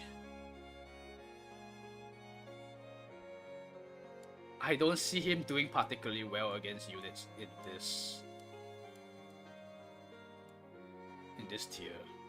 I think there are better physical tanks than him. And you are you for Ashima? Really? Like, I feel like the command alone is very strong. Like, you can run a tank busting lineup with pretty much anyone with this command.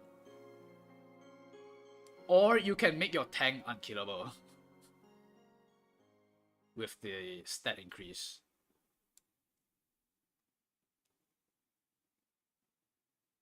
I don't know, you seem to think this unit... we seem to think differently of this unit. I don't know, I've seen Bale play this unit a bit, and I think the tank busting... it's mostly the tank busting. Like, your healer will not be able to keep up with this. Because there's too much fixed damage. It's not just the attack itself. This one's cool also, it ignores 20% of target MDF. Mini heal. Mini heal is whatever, I think. So between this and this, you can chain attacks for like a lot of turns. Damage isn't great. I don't know. I don't know. Like, maybe she won't one-shot, but I think 2-shot is very manageable. Like, it becomes a DPS race. Like, will your tank die first or the enemy tank dies first? She does need to play with a tank, I think, because she needs a lot of rounds to get her damage out. But I think if you stretch it across a few rounds, I think her damage is just very high compared to other people with cooldown. Yes, this is whatever as well. This helps cycle, which she doesn't really need because the cooldown is already so good.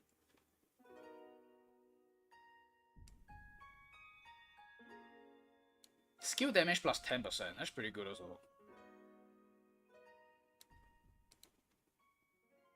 I don't know. I think the combo as a tank buster is good enough. I'm sticking with you. Wait, who was the last unit? Autocrator. Autocrator is like basically whether he clocks or not. If he clocks 3 times, then he goes up to Yu. But if he doesn't clock, I think he's in RU as a physical tank. He's weak against debuffs. Weak against mages. And I think like he was strong during a certain period of time. And that was purely because Rosen existed. If there's no Rosen, I think he's kinda whatever. Now he won't have the sustain to play the end game against other units. I think RU is fair. It's not quite as bad as RU. I mean NU. Azusa. I don't think Azusa is UU, man. But she does both at physical and magical. And she has a fake revive. Maybe it's okay to put her here. Or am I putting here just because I see all the strategic friends here?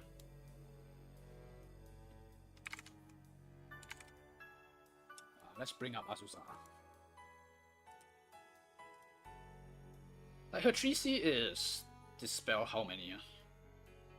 Convert 3. Convert 3 deals 1.7. But she does nothing else, right? She has a like mini healing with Faith, I guess. But I feel like if you compare her tank busting power with these two, she's not even in the same tier. Maybe RUBL. She definitely needs a lot of support. She needs an attack buff. She possibly needs a mobility buff as well. Whereas these units are actually pretty self-sufficient for buff, I think. Compared to the damage that they output.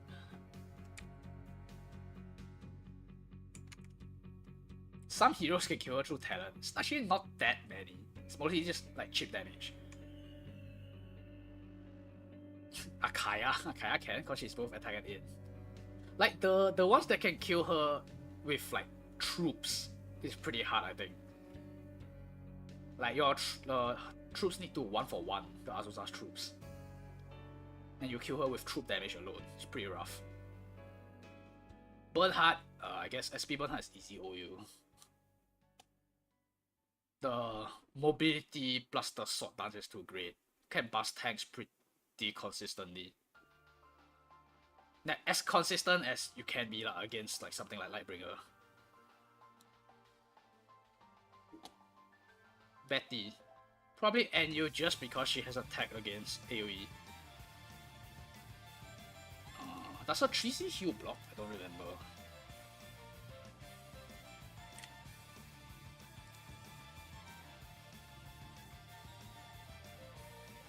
Okay, it does heal block, so it's just slightly stronger sword dance. But her usefulness is severely limited to this sword dance. And if the enemy brings AoE skills at all, her entire kit just does nothing. So yeah, she's just a sword dance plus a talent. I'm even tempted to dump her into PU, but she does have a niche, which should classify her as NU. Like, it requires the enemy to like disregard her in the draft, but she's there. Like, otherwise, she's just a worse version of Autocrator, right? She just stands there and farms damage with the Sword Breath. That's her role. I'm not gonna classify her as a real tank. She just... Yeah, her only damage reduction is for AoE. Increase this unit attack and M death. She has no defense at all.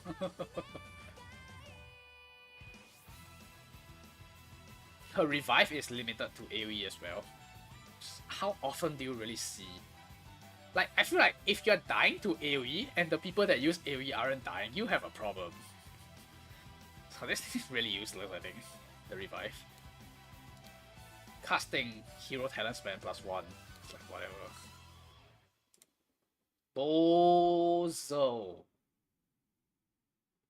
And you, I think. Is he strong enough for RU?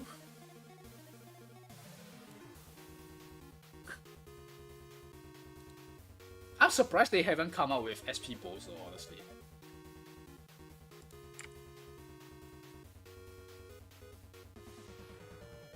Autocrato, but I feel Autocrato being good is just entirely reliant on Rosen. That's the problem with Autocrato, I think. Without Rosen, he's like half the unit he was. I don't know. How does Bozo square up against Liu Bang?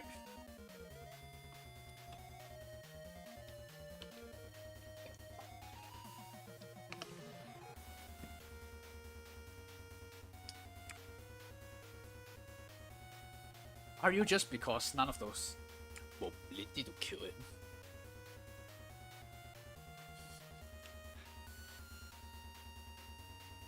Doesn't he just get fucked if any of these units look at him funny? Like, his range is pretty bad. That's my concern. Like, his 3C is a self-center AoE. And Black Hole is only 3 range. Like, it's kind of similar to Liu Bang, except that he has more, like, he can cast more spells without relying on Claw. His range is lower.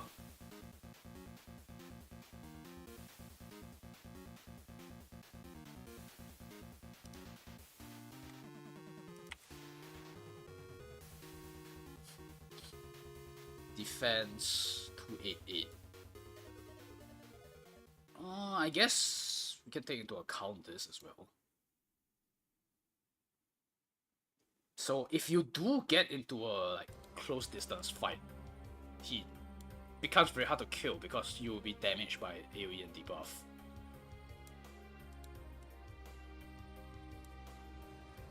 I guess we also have to factor in that he has a faction buff.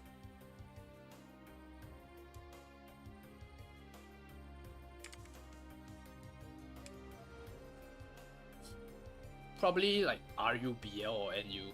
I mean, NUBL or RU. You can put it at the tail end of RU for now. Brenda's PU, I think.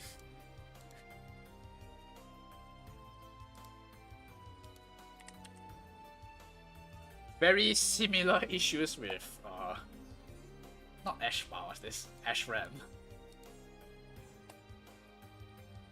Base stat, 590 attacks, like, alright, but suffers from terrain problems.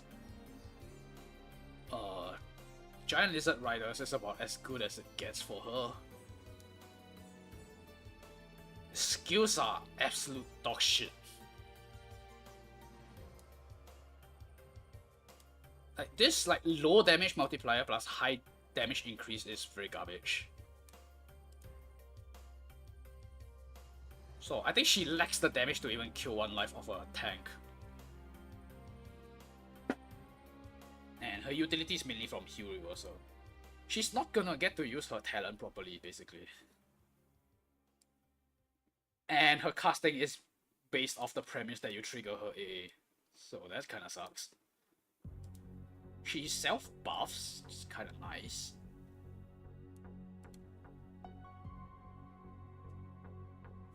Yeah, if I compare her to like Gun, it's pretty tough. There's not a lot of tank masters in NU yet. Like compared to this unit, maybe it's not that bad. Her main issue is terrain, I think. Oh yeah, Imelda was a thing, yeah. I think PU is an okay home for her. Caroline, I think safe UU. Or even RUBL. No. I think RU, not UU. RU or NUBL. She's not quite as bad as like this unit. But she needs setup time. Her AoE is basically a one-off. And then that's kind of it, right? She just poops one AoE, and then if she doesn't clock, that's it for the day.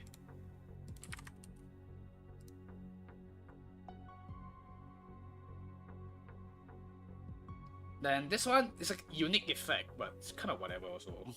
Like this is a specific counter to like IBC or Akaya. It's just the issue is she's a AoE rush unit that requires a setup time. Talent spam +1. Movement down effect duration +1. Crit rate and damage dealt is increased by 2, up to 10%. It's not too bad, but I don't think this hero is built around crit rate in the first place. So the crit rate is kind of whatever. 0.4 is high, but it's not 0.45 that some of the newer units get.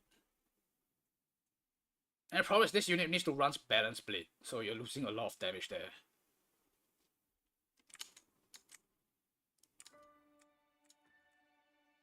The effects don't quite justify, I think.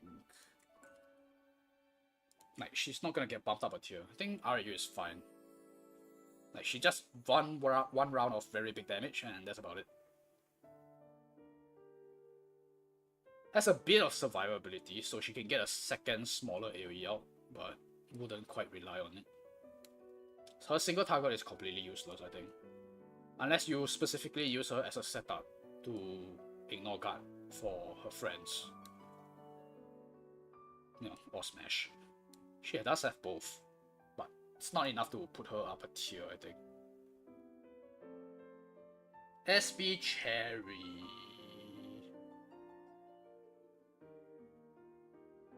RUBL, I think.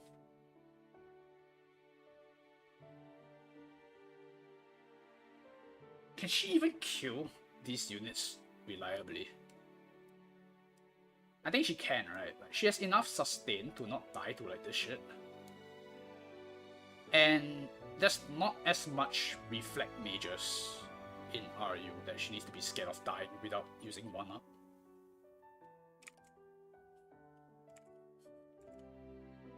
Yeah, I think RUBL is about right. Not fully evolved. This is not SB Chris. Christian is OU. Even tempted to put UUBL, but she's just OU because there's no tank. No tank alternative. Okay, I'll give her access to Fang Guards plus Princess buff plus her second life self-sustain is pretty good. She's just not very tanky unless you build her with like a stat heavy steel build or something. Which might still die to something like a God Hand. I'm not certain, because the Arc build is so popular right now. I think she's just OU by usage. I guess we can give her that. Strength wise, maybe she's not quite OU, but by usage, she's OU. Claret.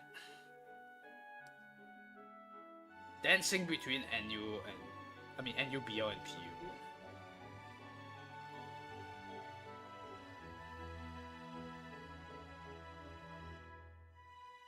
Like, for the lower tiers, I think a lot of these units kind of require a tank to function. So it's kind of hard to rate at these lower tiers. Like, if there is a situation where there's no tank, Claret can probably do pretty well in NU. But like, if there's a fucking Albedo or even this unit, you're not gonna kill her in one hit, I think. Claret just lacks the damage. Really? You think best unit in NU? Best unit in PU or best unit in NU? Like, you think she's better than these guys?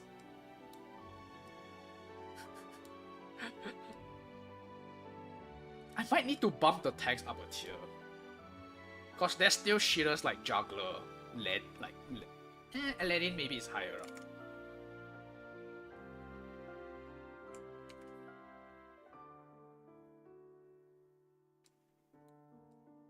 I don't even know if she can kill Alpha in 2 hits.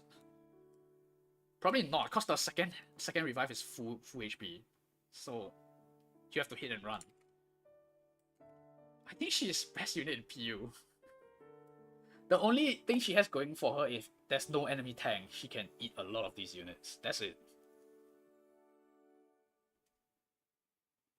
But that's a very big condition for a lot of these lower tiers. Like, if you can assume there is no tank for Claret, you can assume there's no healer for like Liubeck as well. So I don't think you can put that assumption like that.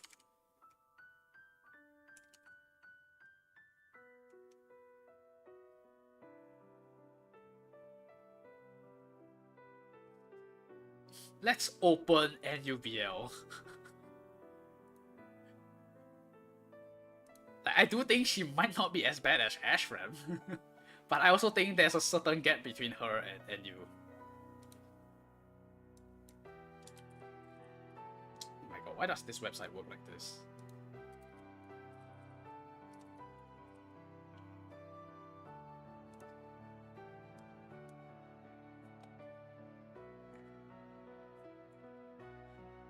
This unit... RUBL, I think so there. He does one thing, but he does it really well.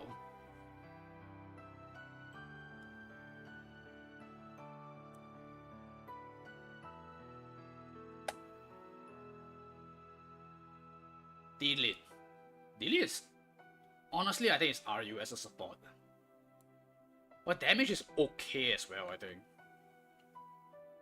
I think Sea of Miracle plus Gospel alone puts her in RU. SP Die Hard. Yu? Is he good enough for Yu? I think he is, right? I guess he played in the same environment as a lot of these people.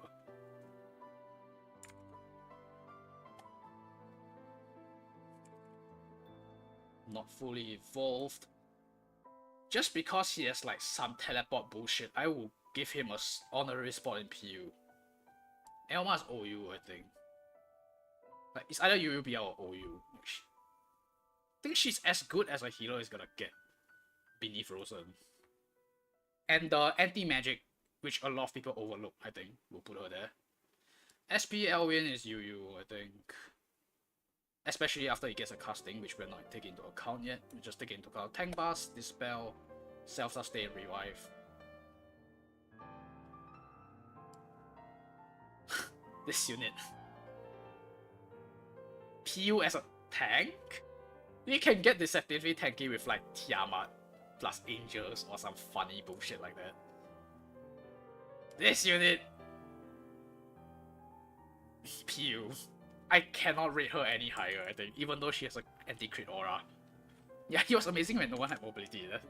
Yeah, it's old times. Lovina is UU, I think. This AoE is really strong, has a revive, has a slight supportive function, which works with both AoE and Rush. Epsilon is UU? Almost dipping into RUBL, I think, but Meteor buff is still pretty good. Are any of these units UUBL? No, right? Maybe Elwin.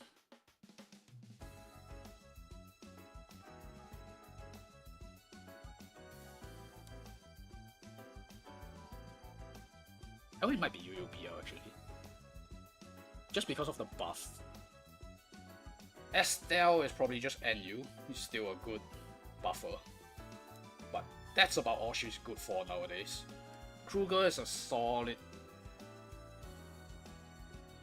I want to say RUBL or UU. I think he's definitely a lot better than like Bozo.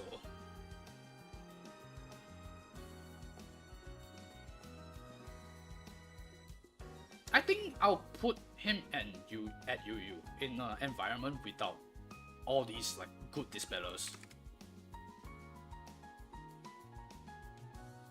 Emmerich literally needs an FB to be playable.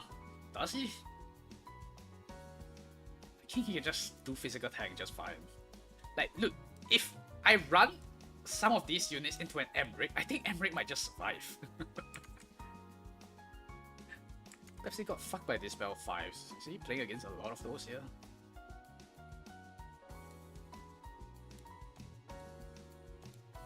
He is pretty bad into like this. This one's okay, it's not that bad. This.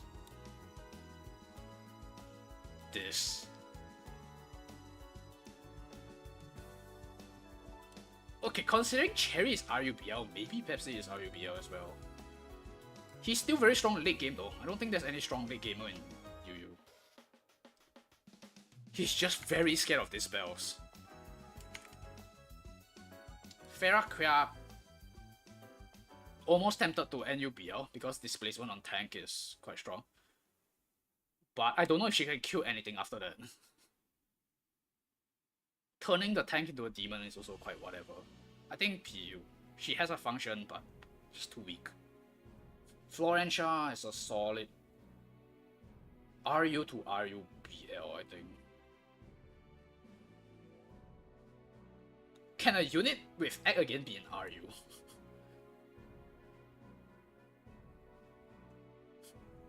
I'm thinking.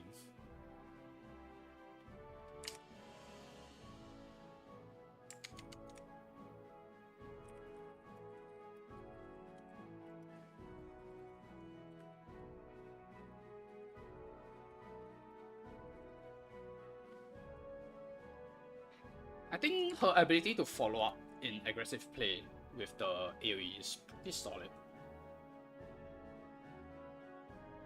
Mobility +2 is also a pretty solid support option. I'll put her in RUBL, I think. That means any tier that's below, like RU and below, doesn't get to play with Egg again. Or some very scuffed version of it. SP Freya.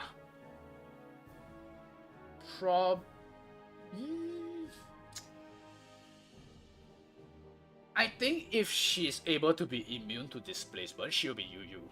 But she's not, so... There she goes. Plus, her survivability is actually very good. As long as the enemy doesn't have fixed immunity randomly. But she is very reliant on Redeemers. So we have to factor in that there's a very small supply of immunity. Yeah, without those like immunity options, I think she's RU. GNL, God bless. I don't even know if I want to put him in PU.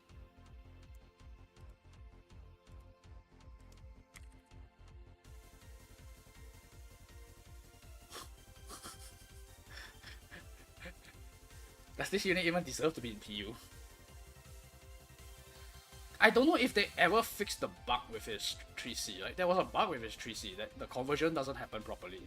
So you're forced to play in a certain class. So unlike what's his name? Unlike this guy.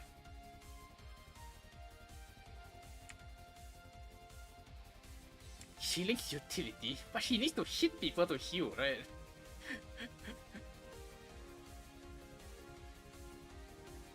Holy fuck, his skills are bad. That's holy word, that's about it.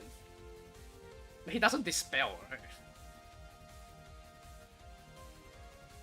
And his 3C doesn't do anything, it's just his conversion.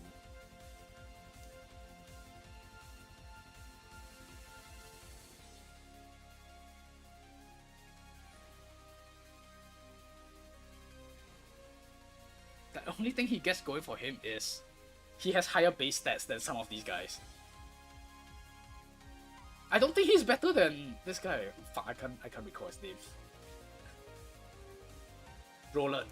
I think he's quite comfortably weaker than Roland. Okay, Gintoki's OU, I don't think we need to ask that. He just has a bad matchup into a lot of OU, but otherwise he's still OU in strength. Gizarov, probably just NU. Grenier is NU as well, I think, as a tank. Just because he's weak to too many things as a proper tank, without the actual good healers supporting him.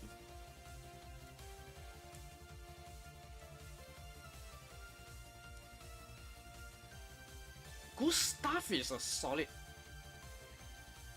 RU, I think. Because he fucks with cooldowns, and that's pretty strong, I think. Stuff. So he just needs to use his skill twice to get his full talent, which is in and MDef. MDef can be nice against magic AoE. After taking damage, so if the enemy AoEs you, you will gain this debuff. I don't know if it happens in the same turn or not, but this is very disruptive if you are playing a long-term fight against him, or her in this case. And he has a cooldown reduction aura as well. Within 3 blocks is pretty generous. Guaranteed at max level at 6 star. Exclusive is whatever, I think I'll rather just run Tenure. Unit range +2, but it's pretty easy to trigger with the reset. And this is also CD reduction. So the CD manipulation, I think alone would put him in RU. Might even be RUBL, honestly. Taunts Reflect. Oh, that's true, I guess. But will you run Taunts Reflect in a meta with like pretty shit assassins? We haven't quite gotten to the assassins first, I guess. SB Hein. I think is NU too high for him? Maybe NUBL. Because SB Hein is not that bad actually. He does quite a lot of things.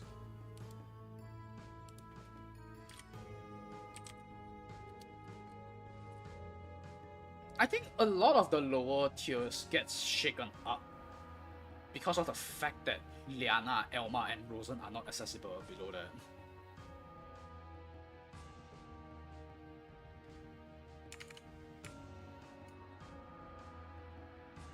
It's behind pretty freaky to play against. Like, when this thing gets enough stacks, which is not hard, the AoE mobility reduction is a nightmare to play against. His range is not terrible because with the egg again, where is it? This one, right? May move 2 blocks and attack. So with this plus the lightning skill from this range 3, right? Soldier range +1. So it's a 4 range attack with Scepter basically. It's not terrible for a lower tier mage, I think. Like, he doesn't have Black Hole or something like that, but combined with Teleport, I think NU is pretty well earned. Like, even compared to some of these units that have very specific niche, I think PU is okay for it. Helena... is Helena? I think Helena UU is okay. Pretty hard to kill, all things considered. And it's a lot of self-sustain. Can definitely end game with the like fronting build as well. Might be RU with the new skills. I think so also. Is it too high though? I guess compared with, like, if we're willing to put Bozo and RU,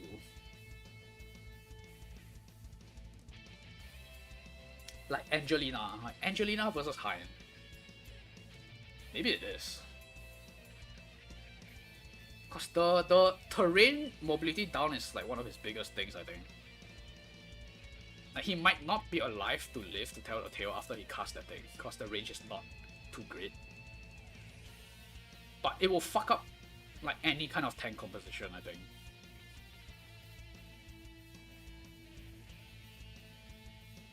Helena UU should be fine. This guy. And you, I think. I don't know with casting, will he have enough damage to kill the shitters at RU? But it's quite funny, like, this unit completely counters something like Jirika. It's not gonna kill Altamura, it will kill this. It's very famous for killing this. This one can probably be killable as well. Autocrato fucks him up. Boza fucks him up. Caroline, I'm not too sure, she has a defense talent. This one is probably killable as well. This one you're gonna die to taunts, I don't think it's killable.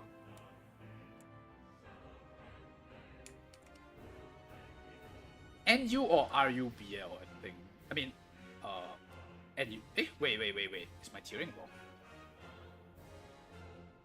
Oh, this is PUBL, I'm sorry.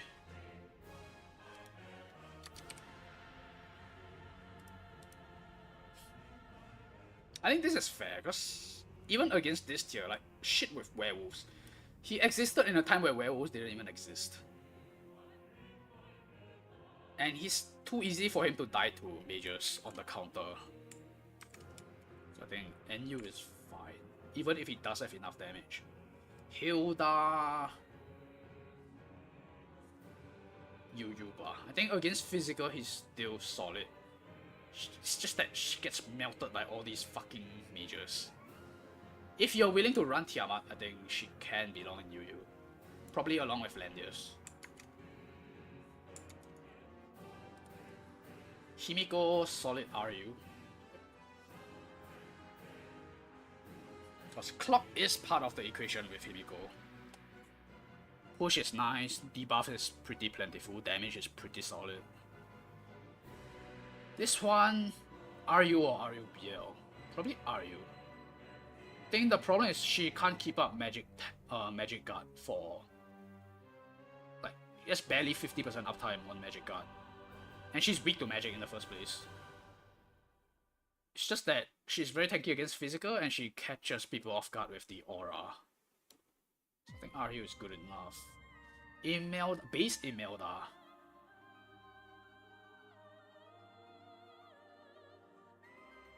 +2 mobility, is that enough for NU?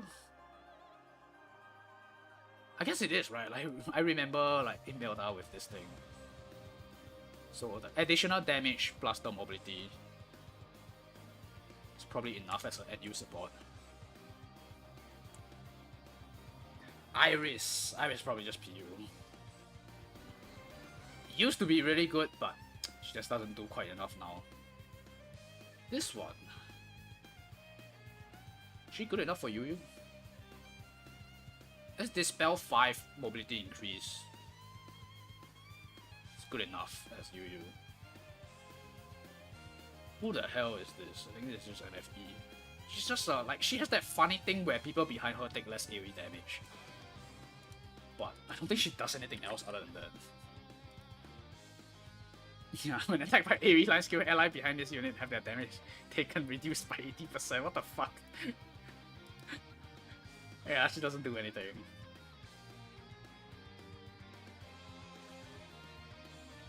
Lance Phalanx? What the hell?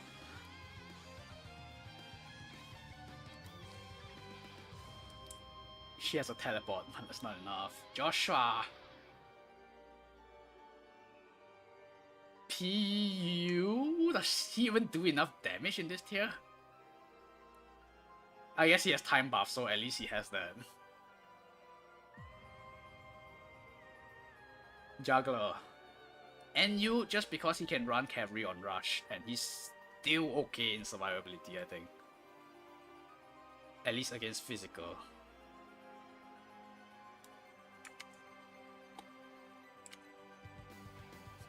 I'm even struggling to justify Joshua PU, but he has time buff, so there's that.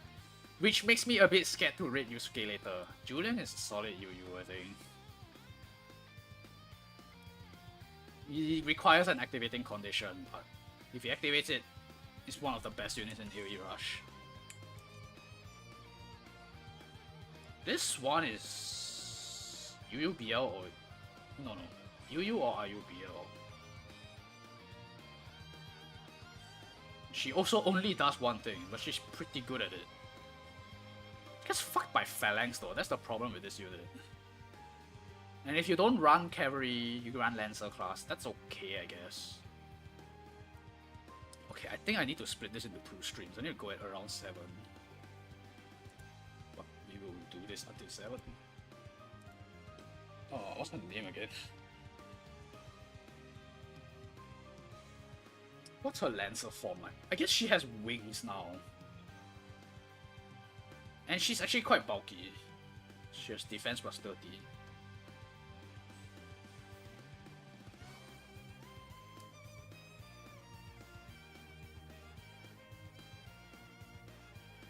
physical damage taken. Okay, I think Yu is okay for her. It's just that apparently in Yu there's not too much people in the Time Buster role.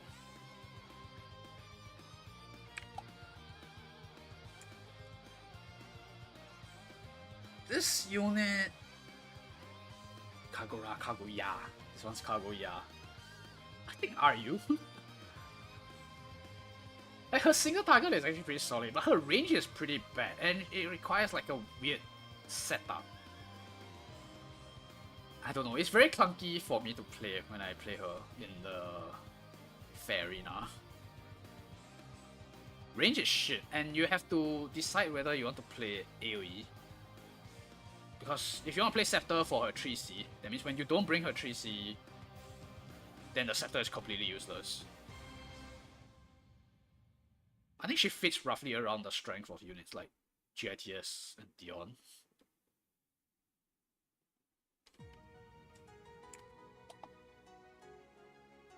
Miskill tanks. I mean, I'm not sure about the animation thing, but it's more of like, it's very hard to decide what you want to bring on her. Like, does she want to bring Scepter? Because her range as a single target unit is not great, because her AA is based on remaining movement, so basically she's shit except for tank push versus tank push. She has a setup time, her range is not good. The debuff on her 3C is good, but that's about it. And then she has her no cooldown black hole. That's also about it. Yeah, Ryu is okay. Kayura probably. RU to RUBL. Is she too strong for RU?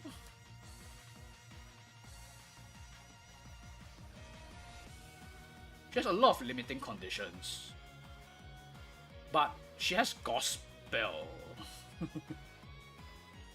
Maybe RUBL. Yeah. Motherfucker's NFE. I don't care that he has Guard and a Revive. He's NFE. NFE. Cortez is... I would rate him roughly the same as Kruger, so Yu. Even though we don't see anyone play him. I think he's just underappreciated. This guy is Yu also. I believe in this guy. Maybe RUBL or Yu. He needs support. So that's... I guess that's RUBL. It's like, if you're playing a box with IBC, then suddenly this unit becomes really good, I think.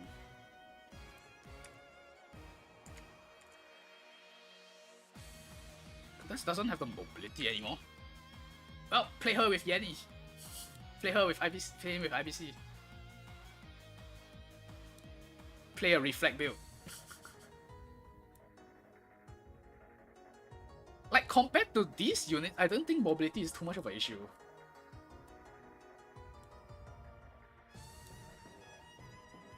And I think he's really bulky. Like, if you are having, like, as long as not everyone on the opposing team can kill you, you can just point at him and you basically won't die to that class. So survivability wise, I think he's covered as well.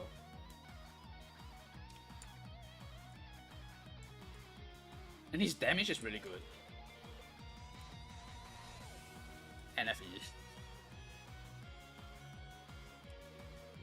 PU as a healer. Does she even have an actual heal skill? I don't remember. It's been a hot minute since I... Okay, she does. Okay, then that's definitely PU. Wait. Oh, she has this also. Since when? The fuck? I've never seen anyone bring this on her. She has heal and mass heal, and Aurora Ring alone will at least give her a PU rank, I think. This one is probably NU to NUBL. She has that one specific rush set, I think. Knight of Mystery.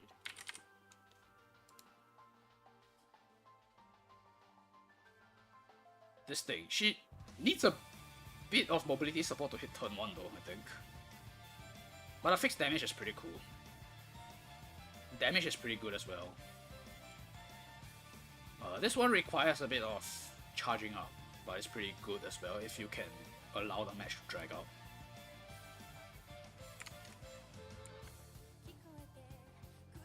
But I would rate her purely as a AoE character right now.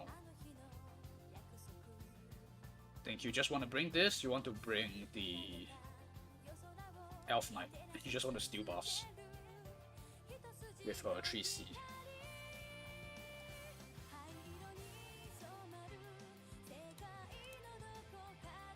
Kurama. Does Kurama deserve to be in NU? Eh? Yeah, it's Kurama. I don't think so. 3C is a self AoE, it's pretty hard to trigger. He needs to transform, although his drawback is not as bad. He has no unit range. There's no range.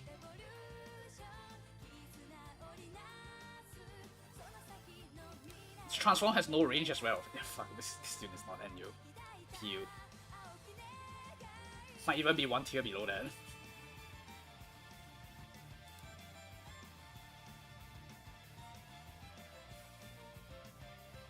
This is pretty bad. He has no exclusive or casting skill, so they can't give it to him. NFE. Lambda might be NFE, I think. All she has is really damage.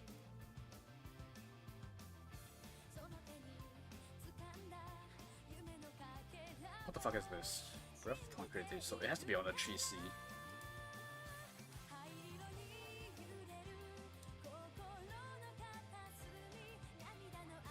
Damage dealt minus 20.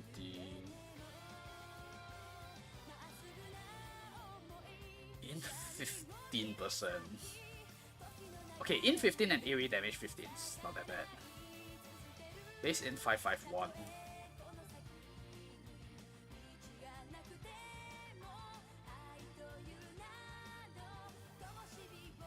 This is actually a pretty good support skill if she can afford to bring it. And she doesn't have any other good 1C skills, right? She's not gonna use Windblade.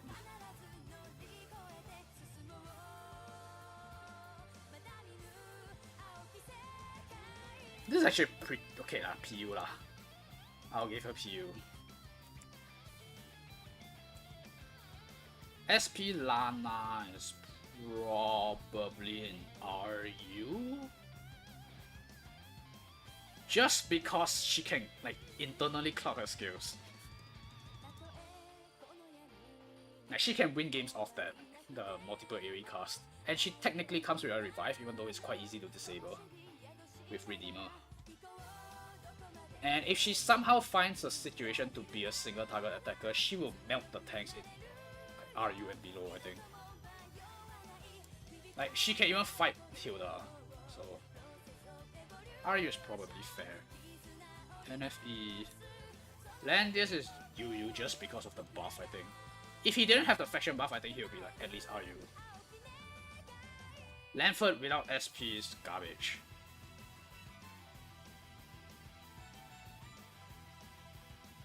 I'm just thinking if I want to put it in PU. I guess Chivalry with the faction buff. PU is still okay. Just because he can buff. SP Ladin, I think is RU for me. Not quite the same utility as these two guys for me. Requires him to self-bring the electric headwear to be displacement immune. Actually maybe it's UU lah. Because he is pretty tanky, he just doesn't have a proper revive. It's very easy to disable without the good healers.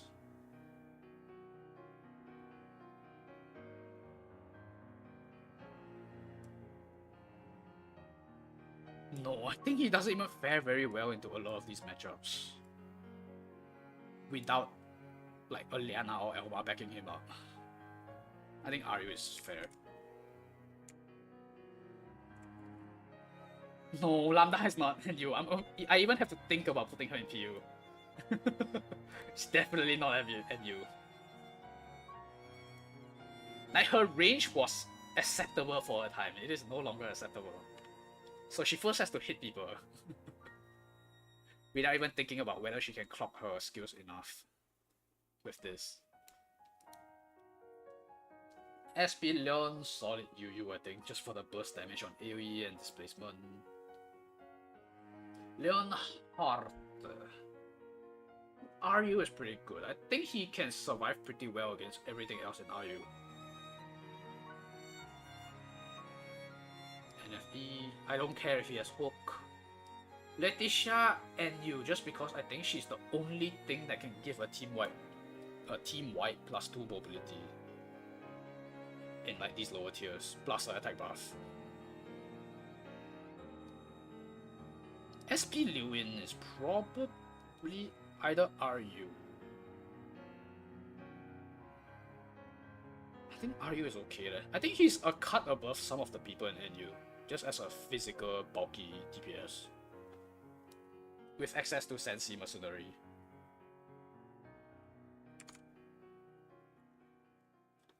This Redeemer. Yeah, it's too easy to disable Redeemers, I think. Now that I think of it, like limiting Rosen to Uber and Liana plus Elma in OU, it changes a lot of things because the meta has been primarily revolving around these units in the past. Liko, I need to look at her casting, I think. So her casting is actually pretty good. Oh, only the center of the skill gains immunity to all debuffs. Damage taken reduced by 50 for 2 turns though. So she basically can give Gospel.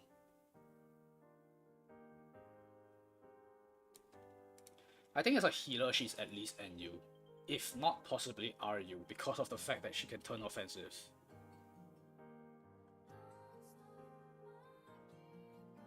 Immunity might be a bit too strong for NU actually, if you think about it. Think RU. Yeah, Miracle plus Gospel, that's pretty sick actually. She just needs a faction buff to play properly. Which she does have herself, but it limits what she can bring.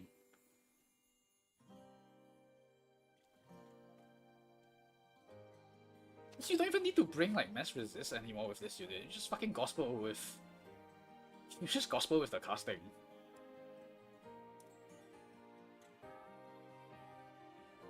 Zero cooldown mass heal.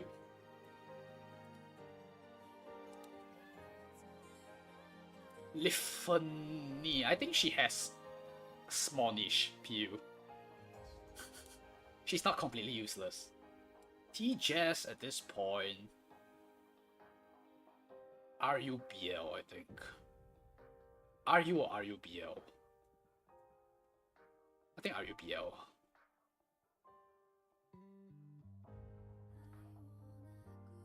Listel is NU because Heal Reversal is strong enough, I think.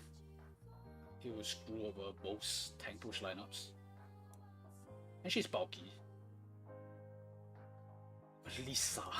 Does she have enough stats to do anything? I know roughly what she does. I don't know if she has enough base stats to do those things. 25% attack, restores health.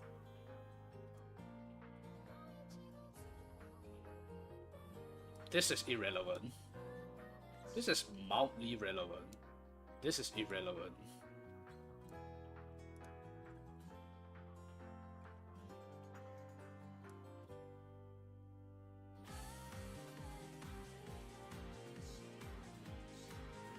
She has a stun. 3 fixed damage. Wow, this is shit. Holy hell.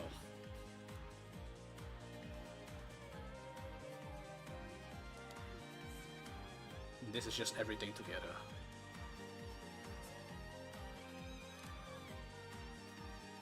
PU, I think. Only because she can stun, I think. Strong for RU? Is she not?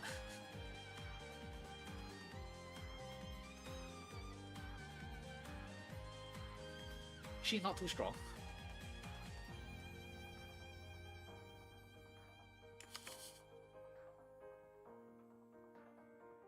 I'm already taking into account the utility set with Goddess Tier. Surely she hasn't downgraded that much, right?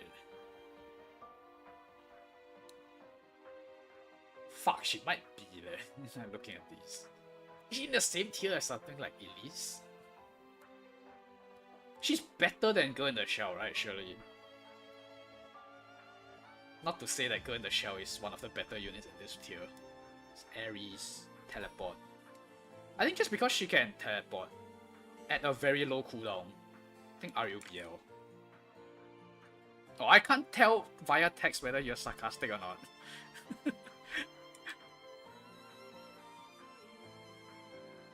At the same time, I don't think she quite matches up against the utility of some of these people up here. You see, the 3 best friends of like, what's this, season 7 or 8? 3 best friends, TJS, Kyra, Cherry. We're just missing Lucretia. Lucretia's probably Yu. Oh, we are at Lucretia. Yu. Cooldown, the utility of Papa is too great, and she can still trade pretty well, as long as she gets a few lucky breezes here and there. This one's no contest, I think. Luna, solid RU booster, I think. Is she? Or is she NU booster? Like, she has to be better than Leticia, right?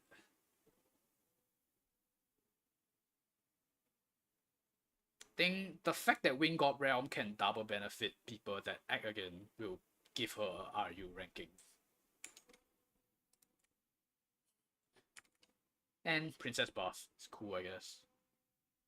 Maya's PU, dude. I don't even... Maya might be NFE.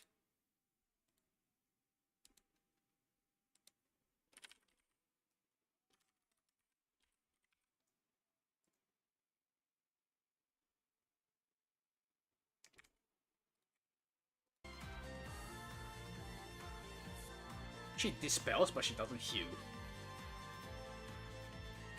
Dispels enemy debuffs, but she needs to clock, I think. This doesn't help her cooldown. It helps her range slightly, which is not good enough. AoE damage is very small. Base stats is ridiculously low.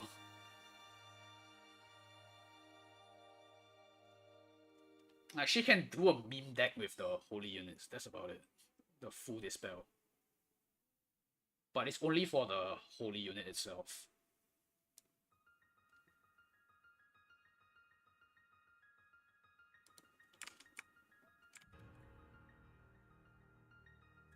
Can remove tiles including Z2 tiles? She's not fighting against Z2 though. Is there anyone in PU that is tile reliant? No, right?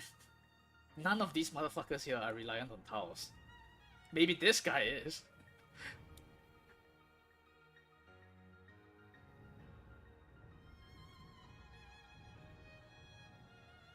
I am putting her NFE, I think.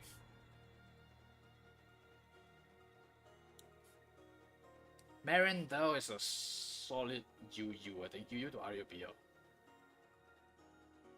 Like, usually I just ban this unit before people want to pick it, but she's a healer DPS hybrid. AoE can be fucking annoying if it clocks, but it's still strong regardless.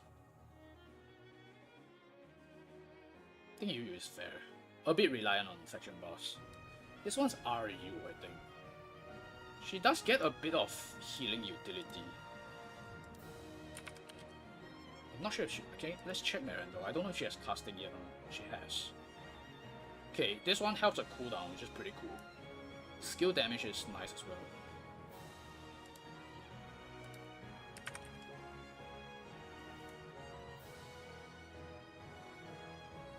Defeating an enemy with Holy Damnation direct hit. So this is... Oh, otherwise stun the target. RU, that's pretty much a straight up RU, I think. At the minimum. SB Matthew.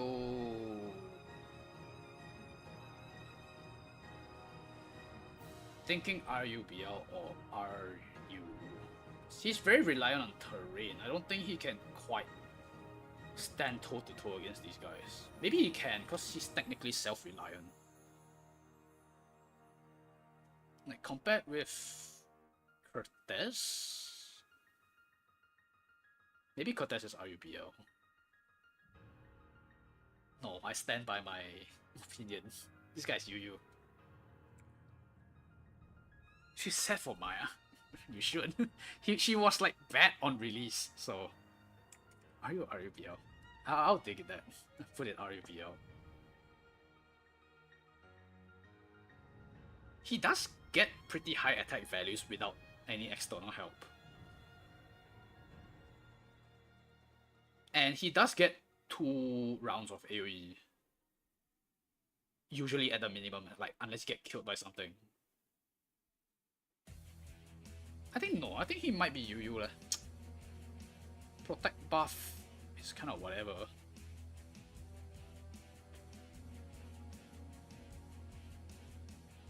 I think the ability to do like the no cooldown AoE, like even if you're in tank push, might be UU. Cause his debuffs are quite annoying.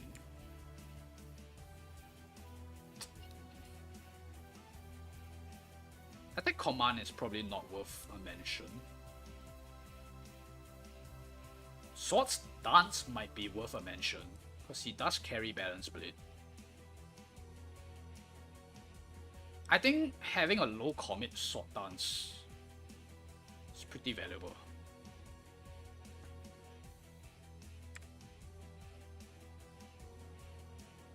Yeah, it's not like he can only play the AoE rush style, which is my main concern with putting him in RU. Mac Lane is UU.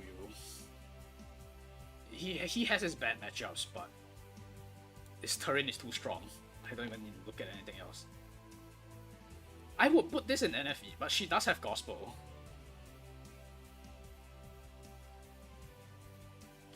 I'm completely ignoring her like weird guard mechanic.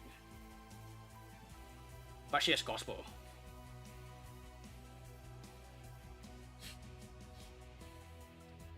Michelle is probably a solid NU.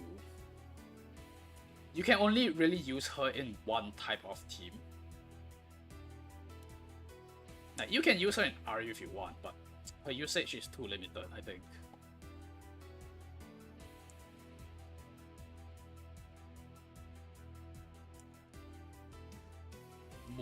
Moo is probably NU as well. I don't know, some people like to use her support in somewhere around this power level, but the Forest Teleport is too hard to use. Unless you get a very good map where you can teleport literally anywhere, because usually you can't go too far forward. Unless you have like a specific combo like Vincent, then she goes up a bit. But otherwise I think she's just NU, because she doesn't buff. She has the 10% command, but that's about it. And Forest Teleport.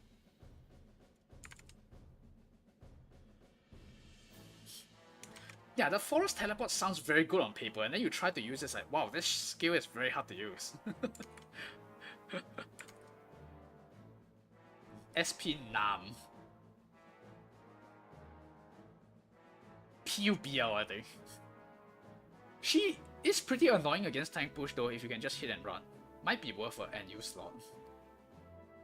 Like the Brick Leg. It's pretty much a no cooldown Brick Leg. I think it might be NU, because she has that skill that silence both active and passive skills as well.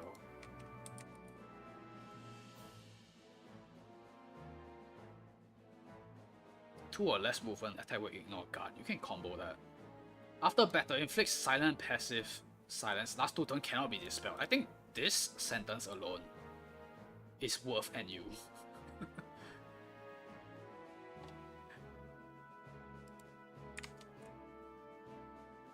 Sprint. I don't really account sprint to her, but yes, she does have sprint. Noemi is PU. Unfortunately, she just doesn't do anything. Might even be NFE. Which is really sad, because I was really hyped about this unit at some point. But I just didn't get her.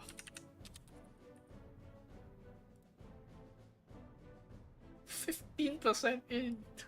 That's so sad. This is cool, I guess.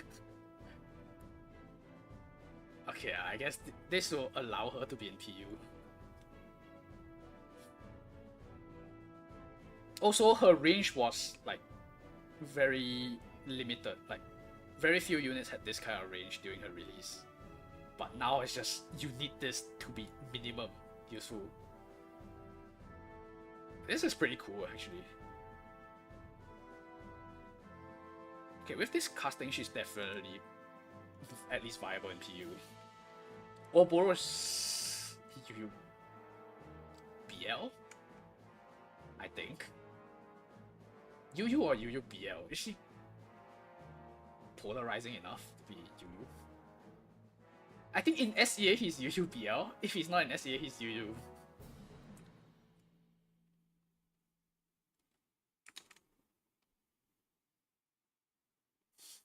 Like, compared to these guys, he is missing Liana's support, so that's one. Die Hard is here, Landius is here. Is a faction buff Oboro too strong? Probably not, right? I think tank push at lower tiers is not as strong because of the missing healers.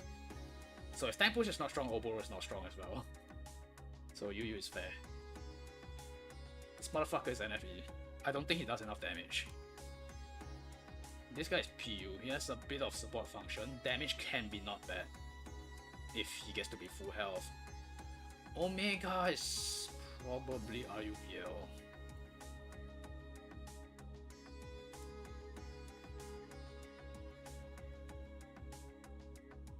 Right, he probably would be too strong in this tier. He would eat a lot of these units alive.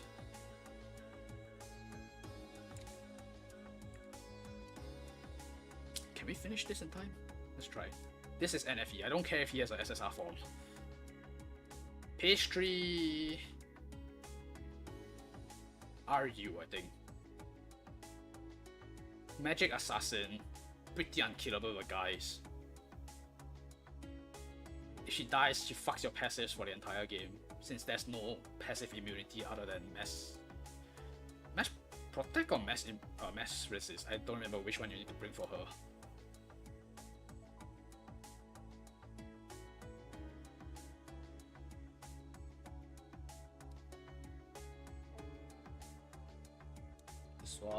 This one. Rachel. She has no range, man. You cannot play a two range single target mage nowadays. PU, even with gospel. But it feels wrong to put her in the same tier as Millennia, because Millennia is purely here because of gospel as well.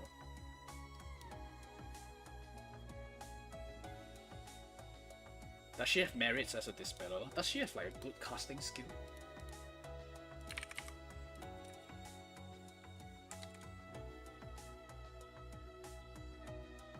No, she does not.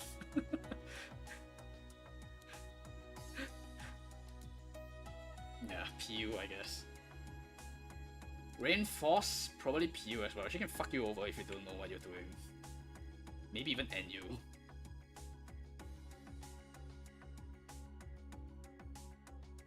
PUBL, PU, NU. It's definitely much more utility than Lambda.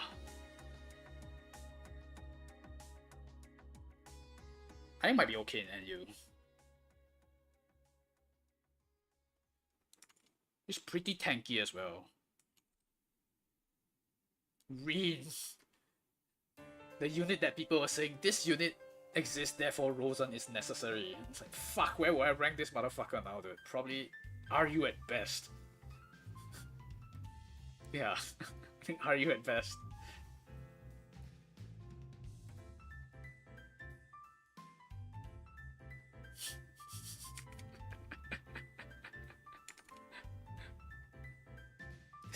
This NU, I think she does have an ignore guard, but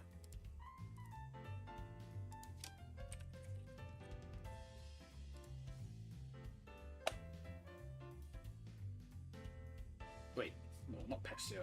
Oh, what's her friend called? Fuck, I don't remember the name. No, not Isolde. Wait, is she not? Yes, she's Meteor. I can't even remember her damn name. Where are you?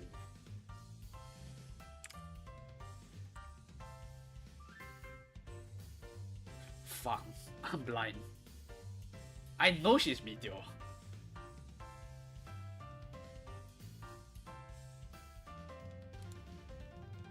I'm actually having a brain fart moment.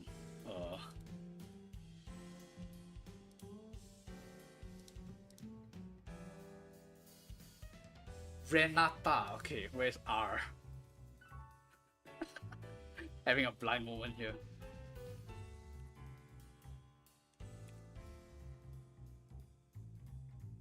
Wait, she's not Meteor. What the fuck?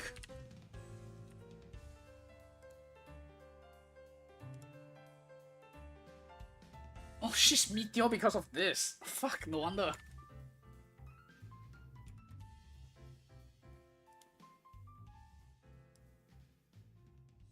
Does this allow her to ignore guard? No, right?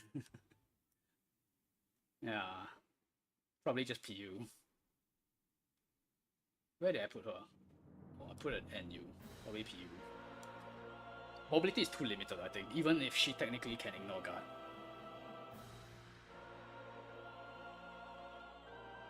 Fuck, I want to go get ready for later, actually. I thought I could do this in one stream alone, but apparently I can't, so we will have to come back to this. Probably at a later day, because I think later is gonna be mostly the playoff stuff. Okay, I'm gonna note this as part 1. So we'll finish off the part 2 in like probably like 20 minutes or something next time. Okay, see you guys for now, see you guys later. For the playoffs.